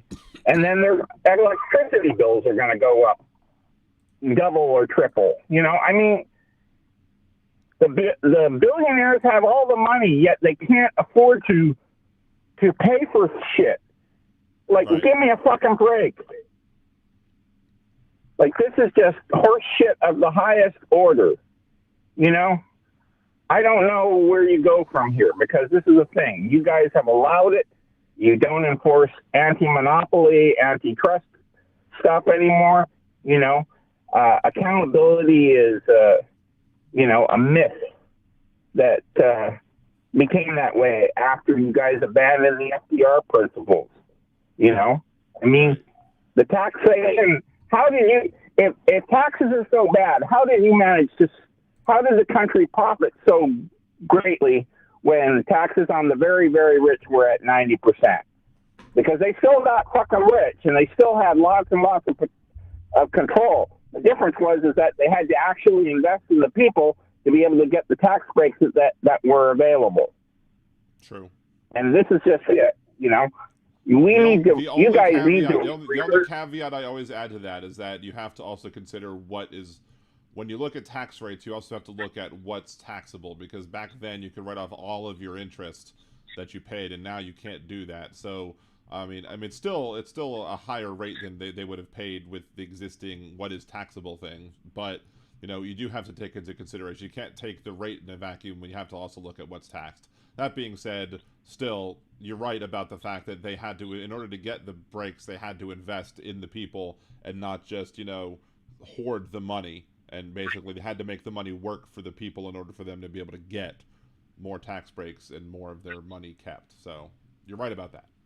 Well, the good old days when you could afford a house and a new car every 5 years, and you could send your kids to school, you know, could do it on because 80% of the money for the universities and colleges was provided by the state. Now it's the exact opposite. They only cover 20%, and nobody can afford to go to school, and everybody is saddled with debt. Right. That you know, so, you know, no offense, Chad, but you're full of it. And you keep coming back to the table every single time and say, well, I don't know that. And then you say, oh, I'll look into it. And then you come back again and it's the same story again. I will give Chad credit for the fact that I don't think there's any other person who voted for Trump who has ever basically been said when I've made an argument and they'll say, oh, I didn't consider that. Let me reevaluate what I'm thinking. So I'll give Chad credit on that. You know. Both sides of the argument is bullshit. That's where my point is. Well, yeah. Well, I was trying to deal with the both sides argument too, and we'll maybe try and get to more of the both sidesism. You know, maybe at a different show when there's more time to deal with it. That's why I didn't really too much mess with it this time. Yeah. Although I was trying to cover it a little bit. I was trying to cover a little bit by basically saying, you know, one side is like. With Chad, but what would we have in common after the beer, other than talking about family and life and the struggles? Beyond that, what else would we agree on? Probably nothing. And that's the whole point. He said, "Oh, well, you can't call us Nazis and fascists." And it's like, you know, if your behavior models a Nazi and a fascist and you are ashamed of being called it, then stop fucking acting that way. You know? Right. You know who all the people that are signing up for ICE? Guess who they are? They're all fucking Proud Boys and 3%ers and military guys who crave the adrenaline rush to beat up and torture immigrants. You know, I mean, it's sickening. You know, because you guys excuse this shit and you allow it to happen while you have basically lived off the hard work and the sacrifice of these immigrants for the last 40 to 50 fucking years. And this is all the thanks you can muster? Like, fuck off. Anyway, I think I've said my piece. I don't know if I can add much more to what's been said today, but, you know, do what you can with what you can, Dan. I swear I feel like I'm going to burst a blood vessel here, having to listen to so much of that. It happens. Anyway, thank you, Big Hook, for calling in. I'm probably going to shut off the phone lines at this point anyway because, well, I'm tired and I need to do a couple of things before I hit the sack. But I did want to make sure to get. I did want to make sure to get to you. I am going to the doctor tomorrow morning to figure out whether or not I'm ending physical therapy in 2 weeks, which is awesome. And then I'll be, you know, out of physical therapy for 2 weeks, and then or a month, and then I will stop calling. I'm ending the show. But anyway, no worries. Dan, I hope your knee rehab goes. You know, I only wish you the best because, and I hate to say it, but you live in one of the worst states there. You know, I don't know how you do it. I know. I think my only thing that's saving me, and I have something like itching me in my eyes now. That's why I'm like covering my eyes. I have no idea what's going on right now. But the only reason that's the saving grace of where I live is that we live in New Orleans, which is blue, which is kind of like give us a little bit of a buffer from the stupidity of the red that's all around us. But anyway. And you know why you're there? It's because you're there because of the cultural richness that you can experience like nowhere else. And that's the thing. You're only there because of the people that inhabit that city. You know? Yeah. And nothing else. So, anyway, I'm going to take my go. I got to go back to work because I owe, and I have bills to pay. Anyway, all right, man. Take care, everybody. All right, you too. You Bye. too. All right, so yeah, I am turning on the Do Not Disturb right now because I am just about done with the show because I'm getting tired. Anyway, 5 eggs you were calling. I'm sorry. Call back Wednesday. I'll try and maybe open up the phone lines a little earlier and maybe, you know, not talk with everybody else for that long of a time. But I mean, we did have two conservative. We had a range of conservative. We had you know, Noodles in the one side, then we had Chad, then we had Big Hook. You know, so we had a decent amount of phone calls today. We handled all of the stuff I think I wanted to talk about. But anyway, I do want to thank everybody for watching, for hanging around. Almost 3 hours, almost a 3-hour show today. But Kimchi, Chad, I don't think you're all right, but I think you're worth saving. Oh, so anyway, thanks everybody. We're gonna obviously end the show with the same music, you know, for that we usually like to end the show with. Jump over to my Dumbcast. All right, jump over to 5 Eggs' Dumbcast after we finish playing all of the Liberal Dan radio hits. But until then, Nerdy Dan tomorrow. I may have something to announce about that at some point in the next week or two, simply because of the fact that we'll see. I don't know. I was toying around with something, and then I stopped toying around with it, and then I'm toying around with it again. We may expand Liberal Dan Radio to an initial night a week. I don't know when that will happen, but if we do, you know, It'll be more liberal Dan and probably less nerdy Dan at that point, simply because the fact that I feel like I do have more, or maybe just doing nerdy Dan on the weekends or something when I have free time to do it. Anyway, so thank y'all very much for watching. Remember to like, share, subscribe, comment on other videos. Make sure that we get more algorithm help, because Al Gore needs more rhythm. If I don't see you tomorrow for Nerdy Dan, I will see you Wednesday, same bad time, same bad channel. Peace.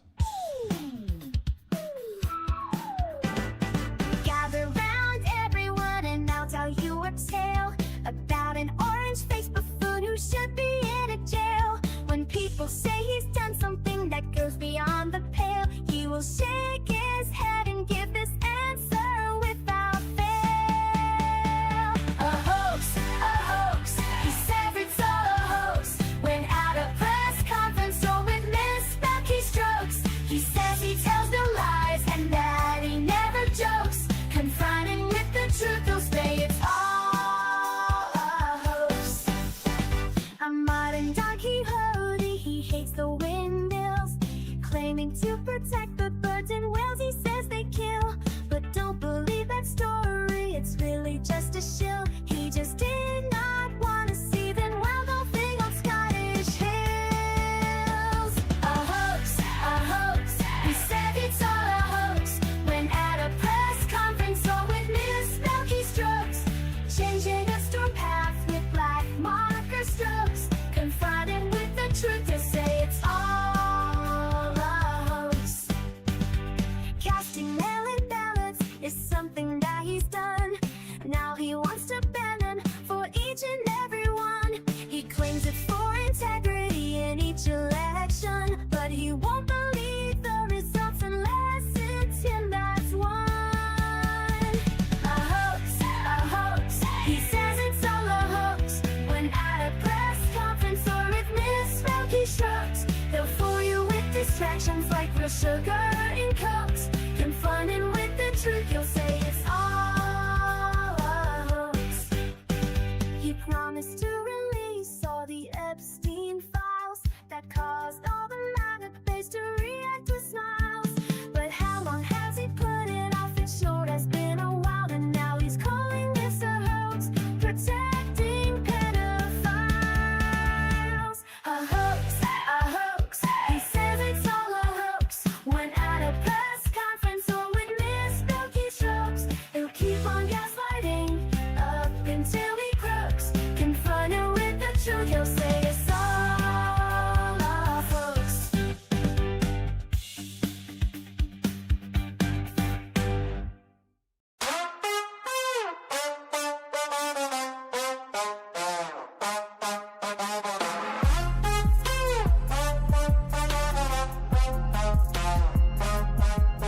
Obama and Bush's pictures got hidden, obscuring the past, history rewritten.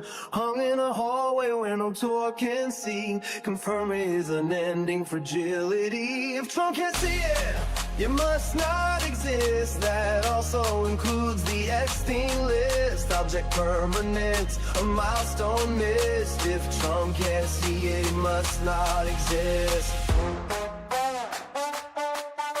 Stop the testing was the line that he said. Hundreds of thousands needlessly dead. Now HHS is run by brainworm quack, hiding the truth behind his back. If Trump can't see it, it must not exist. That also includes the Epstein list. An administration run by narcissists. If Trump can't see it, it must not exist.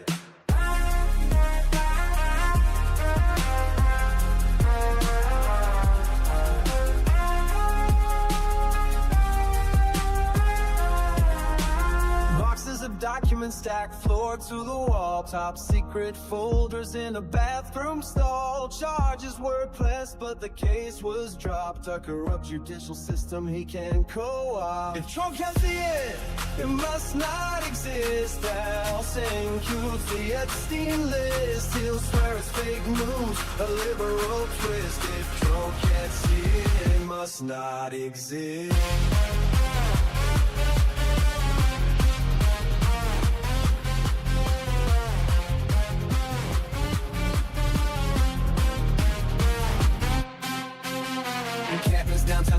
in the street.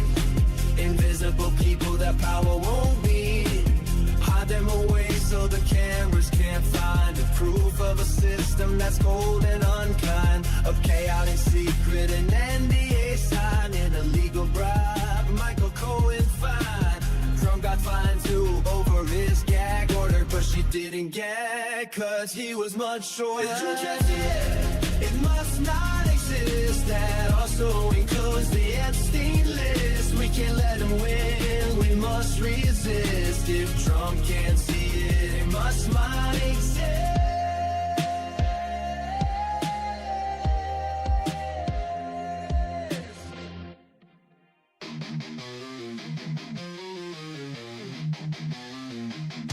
They wrote it in the laws, ink still bleeds. Treating women like soil, just planting seeds. She's gone, brain dead, not even awake. But the state's got a claim, gonna plant its stake. Say it's God's will, say it's life they protect. But they ain't the ones feeling pain or neglect. From Texas to Georgia, they set the trap. Rights rolled back while they smile and clap. Gilead's here, this is true. Hey MAGA fools, they'll come for you too. So I'm gonna jet, see you later. I'm not gonna be a baby incubator.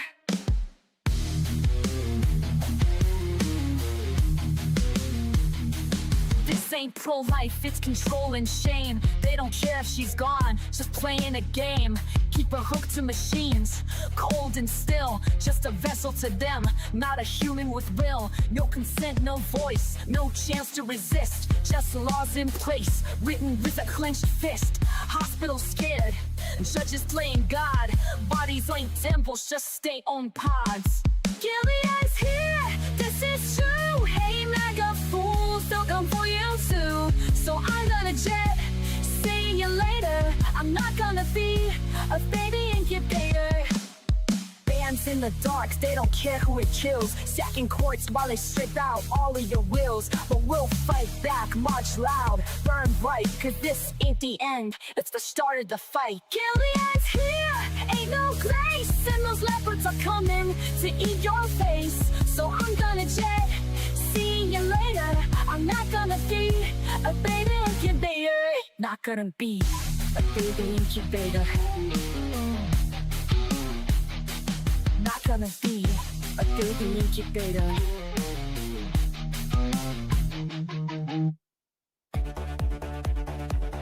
Trump pile debt, trillions tall.